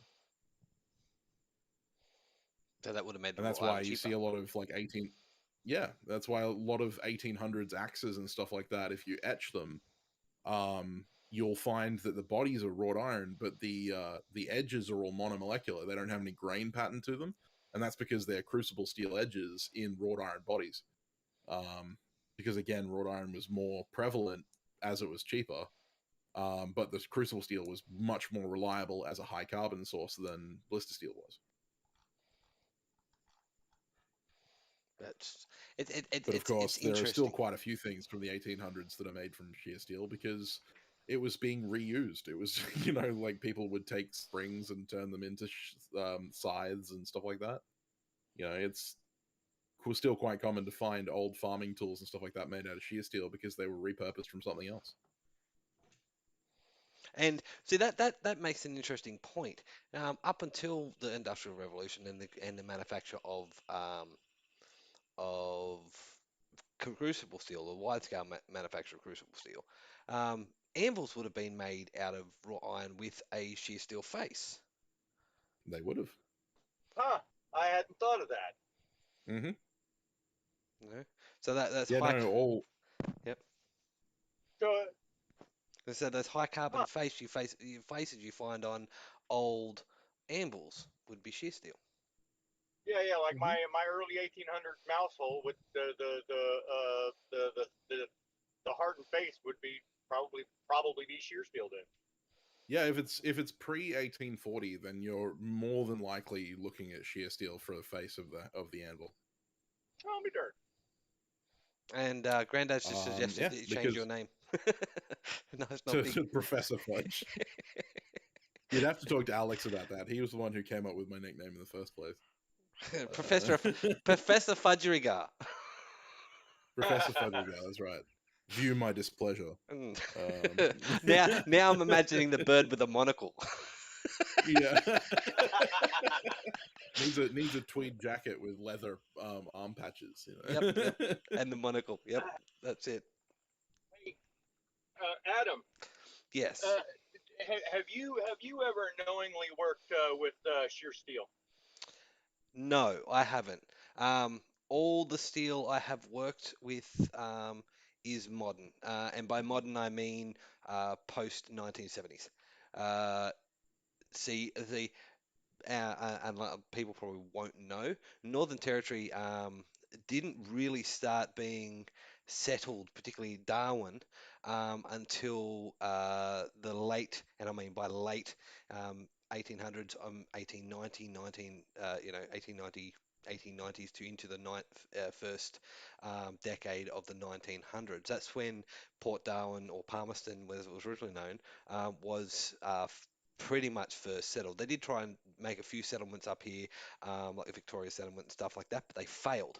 And Yeah, because it's really inhospitable up there. it is very inhospitable. So, so So the people. most, yeah. So even the I've actually traced it and done some research, and even the location of the original blacksmith shop for the Palmerston settlement, and Palmerston being the original name of the city that is now Darwin, the city that's named Palmerston is actually didn't exist back then, but anyway.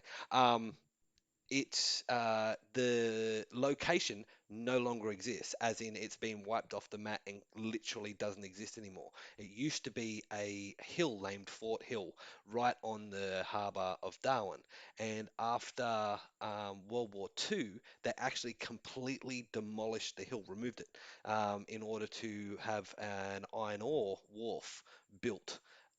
From that point. So Fort Hill, which the original blacksmith forge in Darwin was built halfway up of, no longer exists.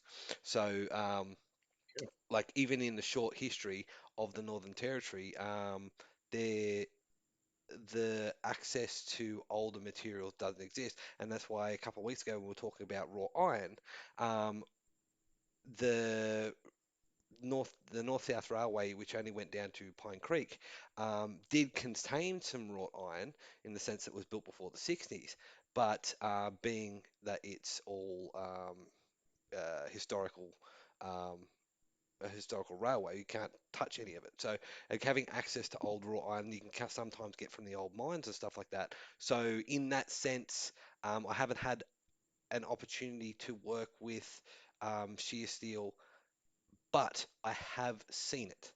I have seen it in the sense of um, we do have a couple of older mines down near Alice Springs and stuff like that, which, of course, Alice Springs was settled long before Darwin.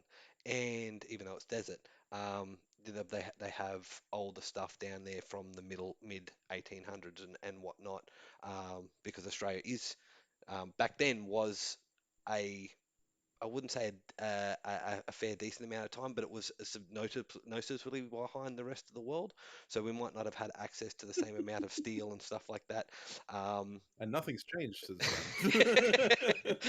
we're still backwards. No, but yeah, so back then, shear steel was still something that was in regular usage. So you can still come across, 1800s and 1800s, 1850s and earlier tools and stuff like that from Alice Springs and, of course, further south. But yeah, when it comes to, like for example, leaf springs and stuff like that for wagons, but here in the top end, we don't have access to anything like that. So all of the stuff I have been used has been quote unquote modern steel post 1960, 1970. Hmm. Well, I All like, right. Yeah. Well, fair enough. I just thought I'd ask and see if you had any cool antique metal stories. I guess not. no, not really. But on Other that than note, other than a bit of history, anyways. yeah, well, on that note, I mean, I have worked early. I have worked with early, and this kind of ties into my topic, which is early blacks beginner tools and stuff like that. Um, because the first anvil I ever worked on, at that or anvil like object that I ever worked on, when I was in my teens, was actually a an ore stamp from a gold crusher, and it was an old-fashioned hammer type, drop hammer type crusher. So it was basically a a round stamp with a square uh, lug on it, which was actually attached to a big steel shaft that basically went up and down, and it physically crushed the ore that the gold came in. And that was made from early, and this was would have been again late 18th century, early into the 19th century. It was actually made from early crucible steel. And so that was, and being working on ore, iron ore, or gold, in this particular case, gold ore, and quartz, and quartzite and stuff like that, it was hardened steel, and that was my first anvil. Being the square stump, or the square lug was the first flat surface that I ever worked on, apart from rocks and stuff like that. But it was the first, because again, anvils aren't that common up here, and even the gentleman that taught me, he didn't exactly work on an anvil. He'd work on a block of steel or something like that. But yeah, so that was the first anvil I had, and then when I wanted to do any bending or something like that, I'd tip this gold crushing stamp up on its side, and I'd have the round side to bend over and stuff like that. It would roll around on me and stuff, but that was the first anvil I'd ever had. So segueing from old steels into tools, I wanted to talk about anvils, and anvil types. Discuss the types of anvils you had, and also uh, we discussed some of the anvil types through history, if you wanted to, because I know Yeah. you're a history buff there, Sam, as well. Oh man, I could go for hours. Right. So Well, here's your opportunity. Well, that's it. We got you now. So up on the screen, I've just brought up a picture of some different types of anvils. So I believe of course, everyone knows the traditional London pattern anvil, which is the horn, the step, with a square face, hardy hole, Pritchell hole.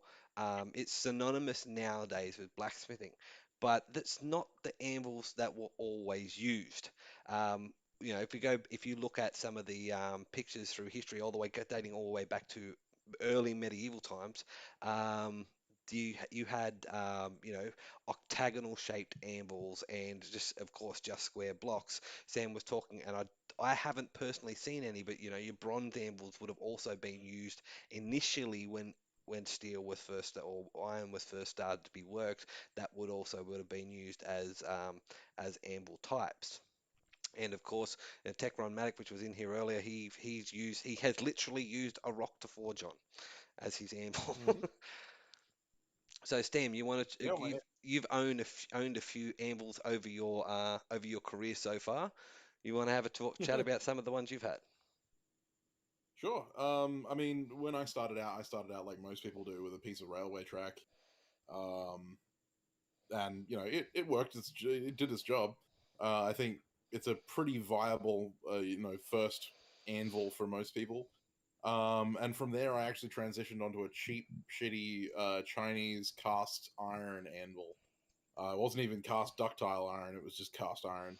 Um, the difference between cast iron and cast ductile iron is cast ductile iron is cast iron that's been held at liquid for a long period of time in order to have the carbon migrate out of it. And so basically, some places sell it as pure iron, which is total crap. But it is a more ductile version of cast iron. It bends rather than snapping like normal cast iron does. But yeah, no, that thing was terrible, and I actually ended up shearing the hardy hole out of it because it was so brittle. Um, I moved to an O'Dwyer cast 4140 anvil, which was 56 Rockwell at the face. It was a London pattern Farrier's anvil with an overhang, and a pair of turning forks on the side. And now I've got my Beamish, which is it's kind of a mix between a German and a Swedish pattern anvil, because it's got the German pattern kind of large face, slab-sided one. See you, Wayne. But it's also got the more Swedish scrolling shelf on it, and double square, double horn, round horn and square horn. Choice of 3 Pritchell holes and an 1.25 hardy hole. But I've also had the opportunity to forge on a number of other anvils. For instance, Saw Doctor's anvil, like Sawyer's anvils, much like the one that's on screen at the moment on the right-hand side is a Sawyer's anvil. And it's basically just a large rectangular block of steel with feet on it. And that's very much it is similar to the Japanese style of anvil. I'm a little behind on No, that. so photos, sorry, but, I accidentally um, put up the German went one. over to a German pattern. Yeah, that's it. Yep. Yeah, so Yeah. I'll transition back now. That's all right. But yeah, no, the Japanese style anvils are literally just rectangular blocks of steel sunk into the ground. And the Sawyer's anvils are very similar, but they have feet on them, so that you can secure them to a mount. And they were mostly known as Sawyer's anvils because they were used by saw doctors for straightening and forging on saws, mostly crosscut saws. And they tended to be softer at the face than most anvils because they didn't want to dent the. You didn't want to like impart dents and stuff like that into the saw if the face of the anvil was slightly malformed. But yeah, I've also forged on a church window anvil, much like the one on the left, which is getting back there. Like, you know, church windows anvils started showing up around 1600, and they regularly didn't have horns at all. That one obviously has a very small bick on it and a either a Pritchell or a Hardy hole, so it's probably a later version of a church window style anvil, probably from the 1700s, maybe late 1700s. But yeah, a lot of the early anvils, if we're going back to the medieval and Viking age, most anvils were just blocks of iron, just straight up blocks of iron. Most of the Anglo-Saxon and Viking iron finds I've seen are between 5 and 10 pounds, and they're designed to be driven into a stump, so they've got tapered bases, rather than feet like we see on modern anvils. And you know, 10 pounds of iron was a lot of iron to be using for a block of metal to hit on. So, especially in that period, large anvils didn't start showing up until you know, after the wrought iron kind of production period came into effect around 1000 AD. So, you know, around 1066 in the invasion of the Norman invasion of England. You started seeing larger anvils start to pop up, hornless anvils, and then, you know, they kind of transitioned into using bickerns and that kind of thing in hardy holes, square punched holes in the anvil face, and then adding a horn to the anvil, and that horn eventually got bigger and bigger until you get to the London pattern anvil that we have today. Yeah, and the London pattern, But a lot of people don't realise the London pattern didn't actually exist until the early to mid 1800s, 19th century. The London pattern is only a very new pattern anvil. Arguably, same could be said of the German pattern anvil. It's a little bit older, but you know, but definitely the London pattern is still a relatively new tool in the blacksmithing sense. Oh yeah, any horned anvil, it basically, horns didn't start showing up on anvils until the late 1700s, like, you know, early Napoleonic era. So if your anvil has a horn on it, it's definitely not medieval. just gonna say that. It was quite uncommon to have a horned anvil before then. But yeah, no, it's been amazing. It's quite interesting when you look at the kind of evolution of anvils over time. But in some cases, anvils haven't evolved in certain circumstances, such as the kami in Tibet and Nepal, which are, you know, guys who forge kukris and that kind of thing. They're still forging on 16-pound sledgehammer heads sunk into a piece of concrete. And that shape of anvil, that round single post anvil, has been the staple of so many different cultures. Indian smiths, Sri Lankan smiths, most Asiatic smiths used some form of just a stake anvil for millennia. Like, we're talking thousands of years at this stage, and still are, because it's a perfectly usable platform as long as you've got an anvil face that is larger than your hammer face. You've got enough anvil to work on. And yeah, Adam put up some really nice examples of a hornless footed anvil. Looks like it's probably a late 1400s footless Sawyer's anvil or block anvil, and the other one is it looks like a German pattern that's had its feet cut off. Yeah, well, it's interesting. It's kind of got, and that's the reason why I brought this one up, because that secondary horn looks like it might be an early German one in the sense that it has the step in rather than a smooth transition from the for the secondary square horn.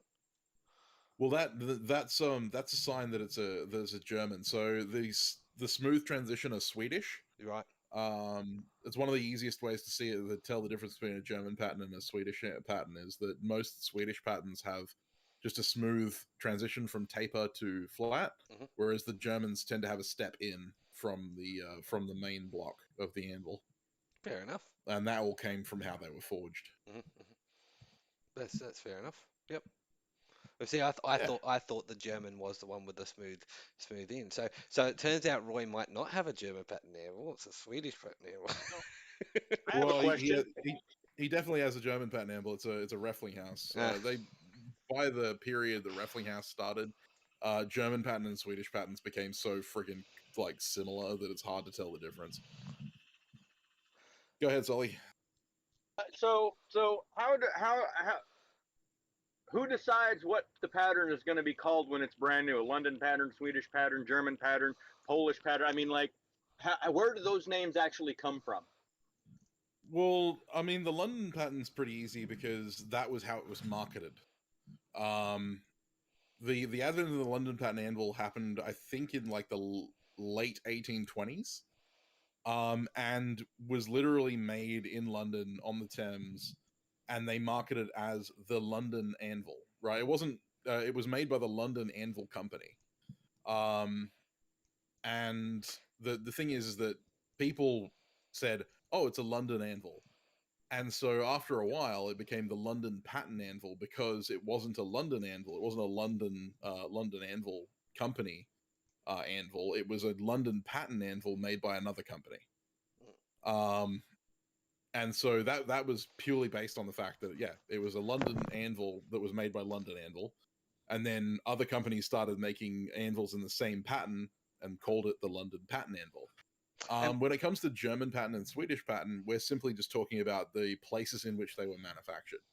And it's really difficult to say German pattern and Swedish pattern with giant bunny ears, because it was literally, if this is an anvil made in Germany, this is an anvil made in Sweden, this is an anvil made in France, and we just started calling them patterns. But as I said, by the early 1900s, when Olga would have been made, the German quote unquote pattern and the Swedish quote unquote pattern were almost identical. And it comes down to like anvil aficionados to know the difference between a German pattern and a London and a Swedish pattern at that point, based on the width of the face and based on the width of the neck and all this kind of stuff. But you go back to like the 1800s, all anvils were being forged by hand, and normally built up out of multiple blocks of wrought iron and then having a tool steel face welded on them. And so there was no such thing as a standard size or standard shape because they were all being manufactured by hand. So yeah, it's very generic. And another it's thing, much like sword categorization. Another thing about for anyone who's a sword nut. Another thing about the London Pattern Anvil is the London Anvil was designed and made to be sold, to be sold to the colonies and stuff like that, because it was at that stage, it was a jack of all trades anvil. It was an anvil that the local town smith could buy to make shoes on, or to fix the shovel, or to put a new bit in the head of an axe and stuff like that. It was an all-rounder type anvil. Whereas something like a Sawyer's anvil or other anvils that existed around the time were specialty anvils that were used by a smith for a job. Or that's how they were supposedly used anyway. A smith could work on anything, really. Yeah, well, realistically, I think it came down to size. So you imagine at the period in which the London anvils were being made, a standard blacksmith shop would have a Sawyer's pattern flat block anvil, but then they would also have 6 different sizes of bickern and, you know, like various bolster plates to use for punching stuff through and all that kind of thing. If you're a person who's trying to fill a ship with goods to then go overseas to Americas or whatever, you can't afford the space for all of the extra tools that you need in order to provide a smith with the working platform. Whereas the London pattern, as you said, is the jack of all trades. It fits all of that stuff on the one block. And so therefore it limited the amount of space that they needed in a hold in order to sell it. And because of that, it became incredibly popular because everyone was like, well, I can do everything with this thing. I don't have to have bolster plates and bickerns and all this kind of stuff because it's already there. And so, yeah, it was made for not only just to be sold, but also to be sold internationally. It was to be given to, you know, ships to be taken all over the world because it was a multi-tool as far as the blacksmith was concerned. That's it. And to answer your question there, Paul, do I still have it? Not on my person. It is still at my family's property. That gold stamp that I use as an anvil. At some stage, touch wood, in the near future, I will be going to get it because now I live on my own place. I can start collecting all that stuff from my childhood history and stuff like that that still exists because my original house burnt down. So I'll be able to collect a lot of that old stuff and bring it and either have it in my workshop to display or have it to use. Um, so moving on from there, I do have a picture here of the anatomy of an anvil. So, but I am probably gonna between Sam and myself, we might actually annoy a few people in the sense of I'm a firm believer in calling the horn the bick, right? Because that's kind of how I was trained. Um, the bick was the horn, um, or the bick iron is the horn. It's a language difference between cultures. Aluminium, aluminum, there, Sully. But you know, it is No, you got to get it right. It's aluminum, aluminum. aluminum. Aluminium. Hey, I'm now on video saying aluminum. But aluminium versus aluminum or aluminum, and it's bick versus horn. You know, you work something over the bick is another way of saying working something over the horn. But yeah, so you've got let me remove that thing. So yeah, you've got the base, you've got the feet, you've got the waist. The shoulder on this one is a very interesting. It's pointing to underneath the transition between the waist and underneath the bick. Yeah, Um, it's a nonsensical place to point mm, because the shoulder is technically between the table and the face. yes, that's So exactly. It's like the shoulder, your actual shoulder. It creates a shoulder. You know, and of course, a lot of we've all been told about it, but if you and I've now seen it in person because unbeknownst to a lot of people, I actually over the time that I haven't been making videos and have been moving to my new property and getting things set up, I actually have come across and have semi-purchased and am holding on to a 1880s London pattern anvil from that was manufactured in the UK, and the table and the body of the actual anvil is covered in chisel marks. Yep. From where people have been cutting and stuff like that. So the table was often soft. And I would dare say because of that, the horn or the bick was also soft. So you'd, Well, yeah. The reason that there's a step between the table and the face is because the face that height is the height of the hardened steel face. Mhm. Because the horn and table are all actually one piece that are then forge welded onto the waist, the body. And then the face is then welded on last after the tail piece is welded on and the horn. the feet are welded on first, and then you weld the face on as the very last thing. And so yeah, the horn and table would be purely wrought iron in this case. And most of the time, the table is normally referred to as the chisel table because it was specifically used for cutting through instead of using an anvil faceplate. Much like the we do these days because we've got cast steel anvils. The table was used as a cutting plate because it was soft. Yep. And I've also heard it called a cutting deck. Yep, cutting deck, cutting table, cutting shelf. And yeah, the chisel marks in the waist and the table are the chisel marks, especially along the edges of the waist and feet, is normally a sign that it was used in either a stonemasonry or a railway workshop, because that was the way they used to test the edges of their cold chisels when they forged them. Mm-hmm. And another Put it up against the base of the anvil, give it a whack, and make sure it leaves a dent. Yep, exactly. Another controversial thing I'm going to say is that and this is another harken back to why the London pattern anvil is such a multi-tool of anvils and why it became so popular, is because most older anvils and most traditional, and I'll do that in bunny's inverted commas, most traditional anvils didn't have a Pritchell hole. A Pritchell hole was actually a specific tool for making horseshoes, for putting the Pritchells in, or for making horseshoes.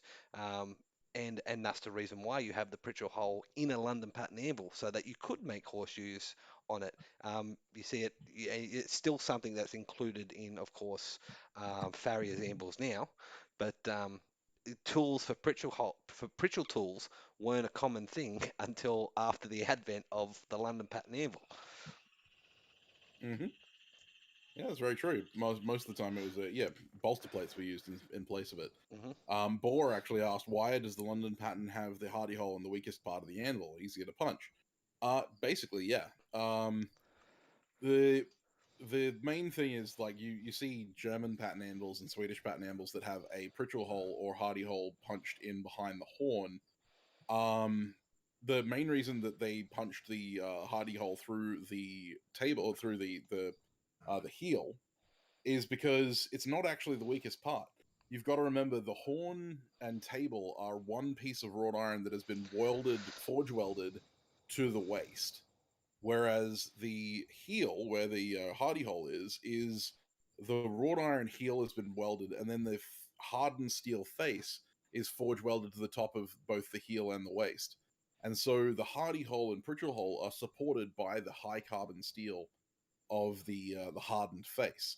If they had punched the hole in the soft table, there would be more shear stress on the forge weld between the two faces. Mm. So yeah, that's why they Unless, punched it on that side, because it's not actually the weakest side in a London pattern anvil. and less to hold on to for that shear, because that if you punch it on the horn side, you're reducing the amount of mass, because the horn was forged on as well, forge welded on. You're reducing the amount of contact surface for that forge weld because of the hole was punched in there. I mean, if you punch it in front of the forge weld, you're not too bad. But the thing is that you notice on this German pattern anvil, the hammer's sitting on top of the Pritchell hole at the moment, but you look at the hardy hole, it's still punched inside the hardened steel face. Like, it's not punched in the wrought iron. But you'll also notice that the German pattern anvil does not have a chiseling shelf. It doesn't have a table. And that's because they don't have that marked step between the high carbon and the low carbon, because the steel face on most German pattern anvils actually continues across the entire top, including the top of the horn. And that's why most German pattern anvils don't have horns broken off, whereas most, like a lot of old London pattern anvils, either have the heel or horn or both broken off, because they broke at the forge weld, whereas German pattern anvils were constructed the same way. The horn and the heel were welded on, and then the faceplate was welded on as well. But the faceplate is welded across the entire top of the piece, including the horn.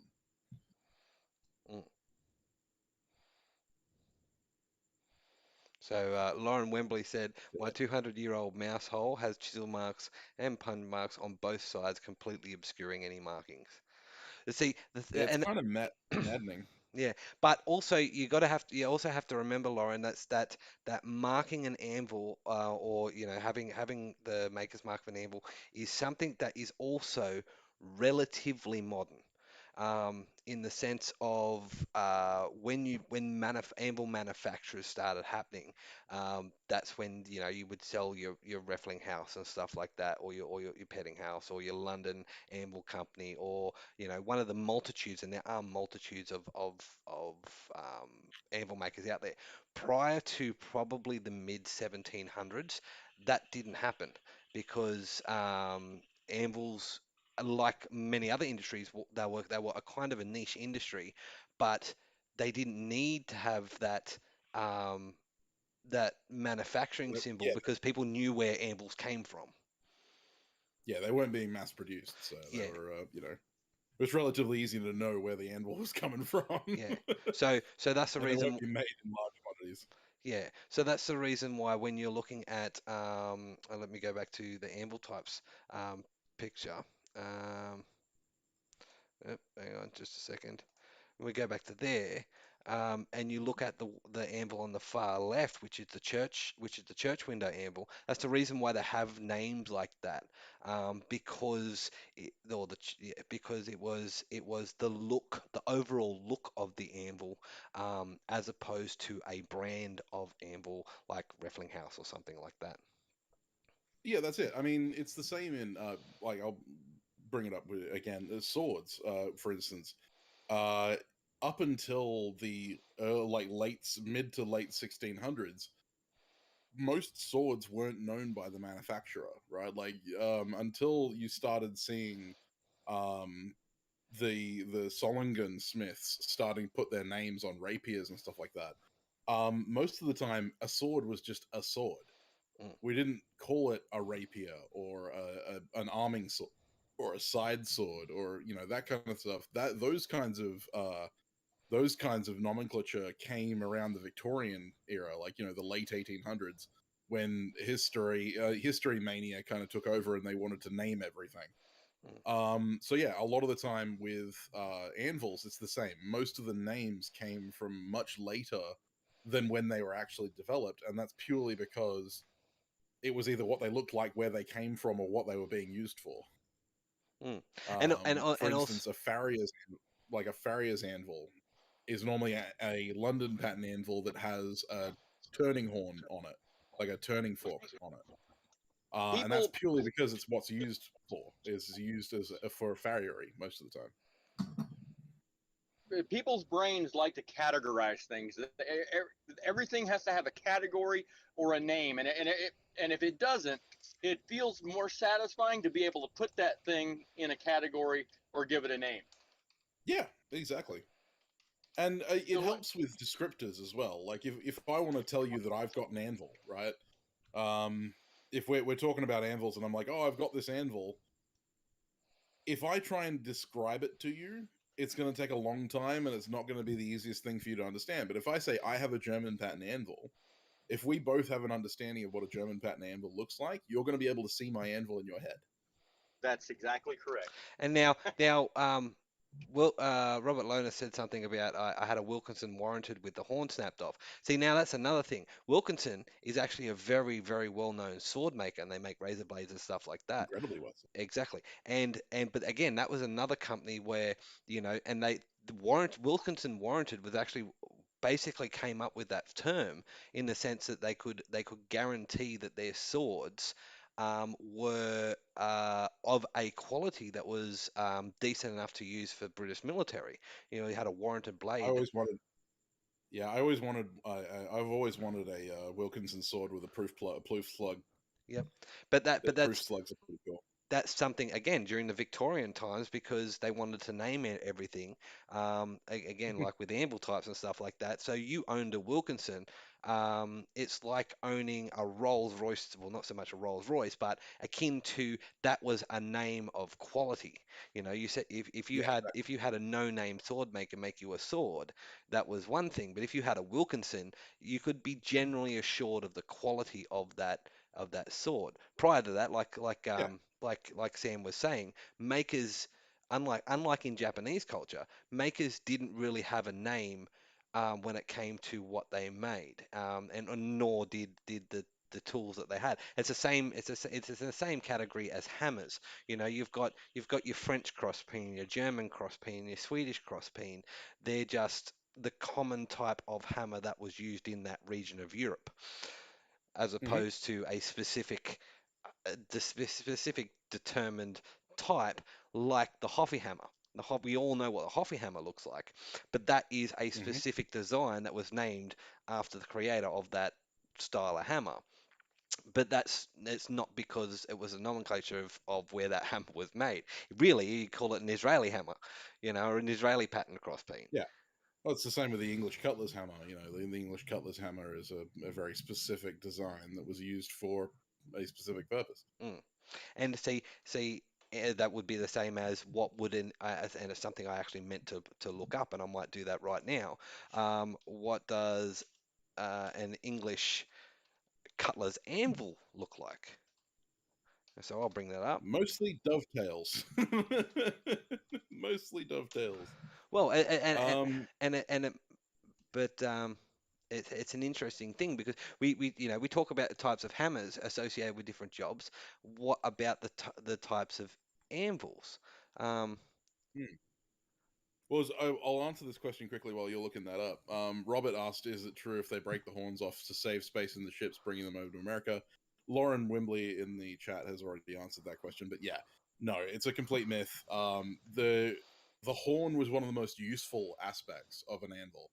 The problem with most London pattern anvils, as I said, is that, and it's twofold, because when you're producing wrought iron in large quantities, you're not particularly careful with what alloying content you've got.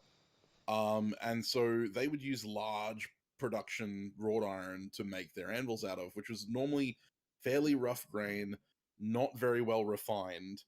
So it was lots of slag inclusions, lots of silica, and also potentially large amounts of phosphorus or sulfur in it. But because it's a large block of metal, we don't have to worry about it being flexible or anything like that. It doesn't have to hold an edge. It just has to withstand being hit with a hammer. The problem with having a high phosphorus content and lots of slag is that the forge weld isn't the strongest. And so what would normally happen is either the forge weld would fail and the horn would just shear off, or it was so high in phosphorus and sulfur that the grain was large enough that it just literally fractured off under forging. So yeah, it's a complete myth that they would knock the horn off an anvil to save on space. It's No blacksmith alive would allow that to happen. Not willingly. And yeah, Lauren says, that you can't shoe a horse if you have no horn. You can. You can absolutely forge a horseshoe with just a square block of metal, but horns just make it a little bit easier. Yeah, Cutler's anvils varied.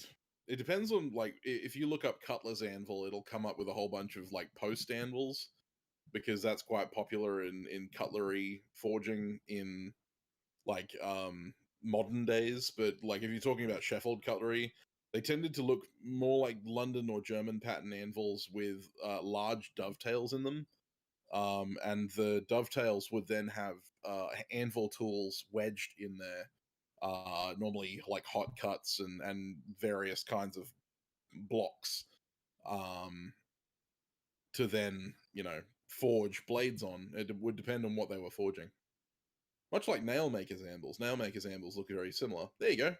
That is a Sheffield cutlery anvil, and I desperately want one. I'll never get one, but oh man, I would kill for one. Yeah, so that's a 485 pound Cutler's Bridge Anvil is what that's listed as. But yeah, so that Yep. that just gives you an idea of a different design. Those dovetables, like Sam was saying, was so that they could put different shaped mandrels in there for shaping. You've got extra hardy holes, or for putting post tools in and stuff like that.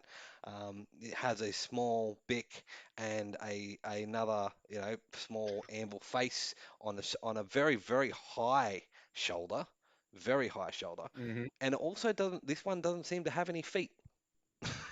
Well, no, because they were sunk into a very large, very tall block. Like the thing is, you got to remember, it's a 480-pound anvil. It's not going anywhere. Oh, that's true. And they were normally rebaited into the top of a very large table or block of wood. And remember, they were mounted at naval height. They were mounted quite high, because they were designed to be used at eye level, because they didn't want their smiths bending over so much when they were forging hundreds of blades a day. That's right. So coming back to that's anvil styles. So that's the reason why me personally, I've always been a big advocate for using what you can when it comes to anvils. I still Oh, have 100%. and love Tiny. It's got a plate that kind of resembles a horn, but I've always used a bick iron in for a hardy tool. And then having this new London, or new, and I use that new to me, London pattern. I look forward to being able to do stuff easier than I have with Tiny, but that doesn't mean I'm going to retire Tiny. But as said before, I've used everything from a gold stamp, and I've as part of one of the Forge Cast Challenge a while back, I made a stake anvil. If as long as it's something that is, as Sam says, bigger than the hammer face, you can use it. And not even I that. I mean, sorry. I was just going to mention, like, you're talking about that gold, the ore stamp. Um, yeah, I used to own. I have some mines up in La Plata County, Colorado. These are old mines, like early to mid 1800s. And the ones that I had were crap. I mean, I only had trace gold, quite a bit of nickel and tin and zinc. But I had a buddy on the other side of the mountain that he was getting 27 ounces to the ton. But that here nor there. But these mines, they have all the old stamp mills sitting outside of them, from the 1800s. And I mean, at the time, I didn't know anything about steel or wrought iron or any of that stuff. And I mean, I just I crawled all over those old stamping mills and whatnot, and all I was looking at was the ore. I mean, like pulling out the pieces with the tellurides in them. I didn't care anything about the metal. And then now, I mean, I didn't think about it until you mentioned your ore stamp, and I was like, oh man.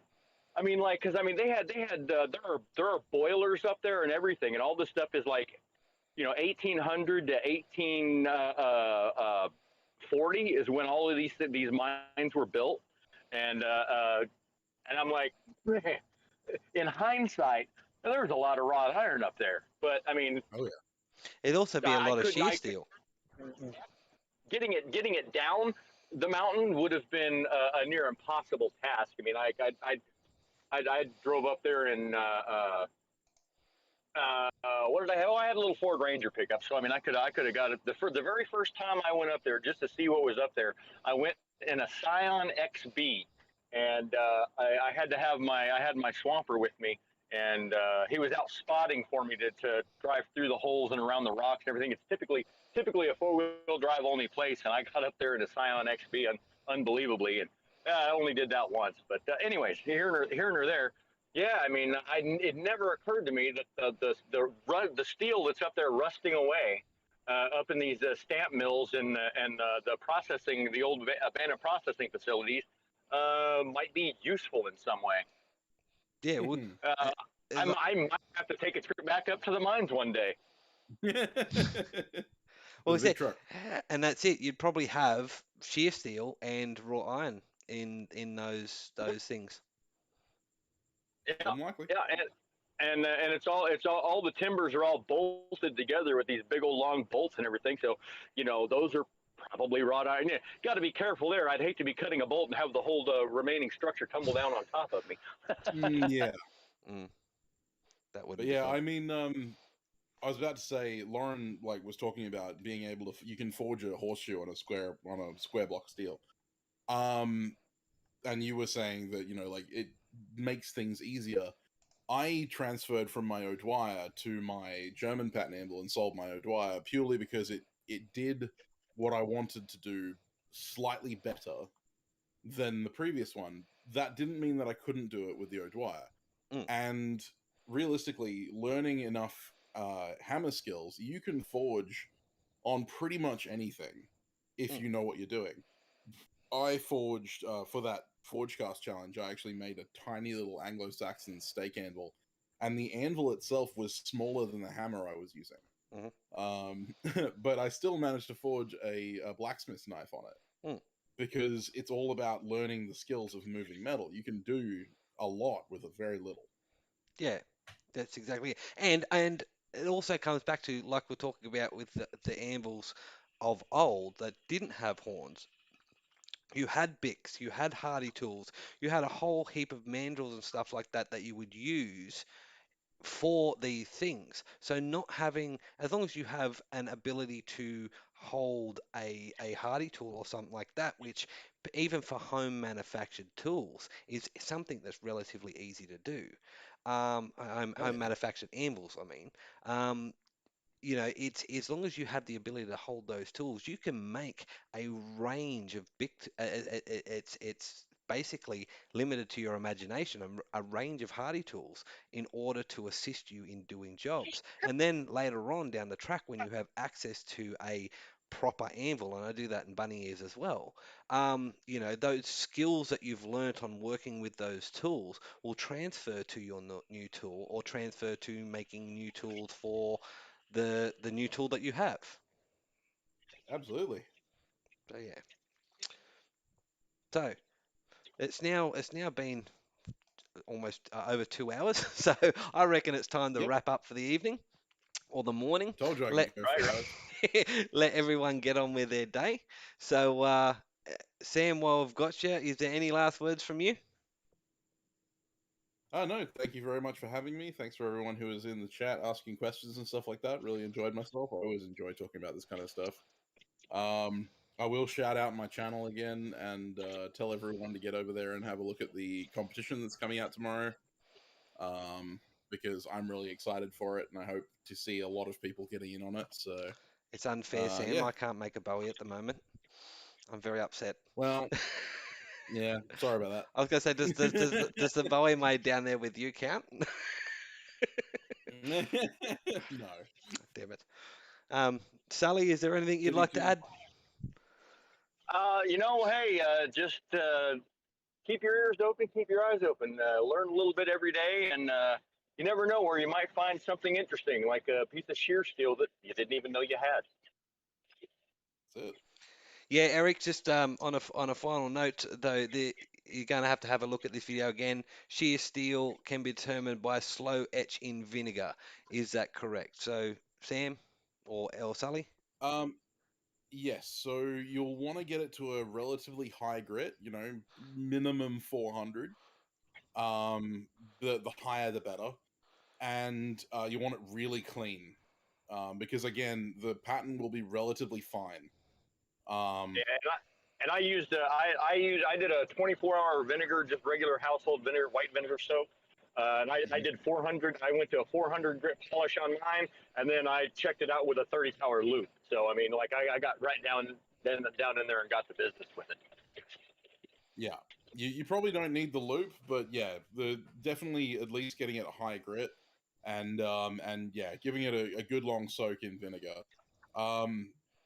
Even better would be like hydrochloric or muriatic acid if you had access to it, or ferric chloride if you had that access to that either. To speed up the vinegar, you could do a little bit of a heated vinegar soak, for about an hour. If you had to put it on a hob, put it on a stove, and that'll speed things up a little bit for you. But yeah, that's probably the way I would go. And so the final word from me. Thank you everyone for joining me over here at Speargrass Forge as opposed to usual Sunday church at Island Metal Forge. Next week it will be back to regular programming while Yamez will be hosting as per normal over on Island Metal Forge. Don't forget to check out Sam at SAM Towns Bladesmith here on YouTube, the Forge Cast on any of your favorite podcast providers. Just search the Forgecast. It's hosted by Sam here as well as Alex from Valhalla Ironworks. Then, of course, check out Sully. Do you want me to spruik your channel as well? Might as well. I mean, we're here. Yep. Well, yeah. Check out Shamrock Forge here on YouTube as well. He has some great content. Hey, Sorry. Hold on. Remember, I screwed up my name 2 weeks ago. So. Did you? What have you? No, because I was messing around and I accidentally hit the save button, and so I'm stuck for 6 months with Transcendental Artist Studios. I'll either fix that or roll with it later on, but that was just going to be a parent company type thing, and yeah, now so that's it now. Okay. So Transcendental Artist Studios is the channel name for the time being. Fair enough.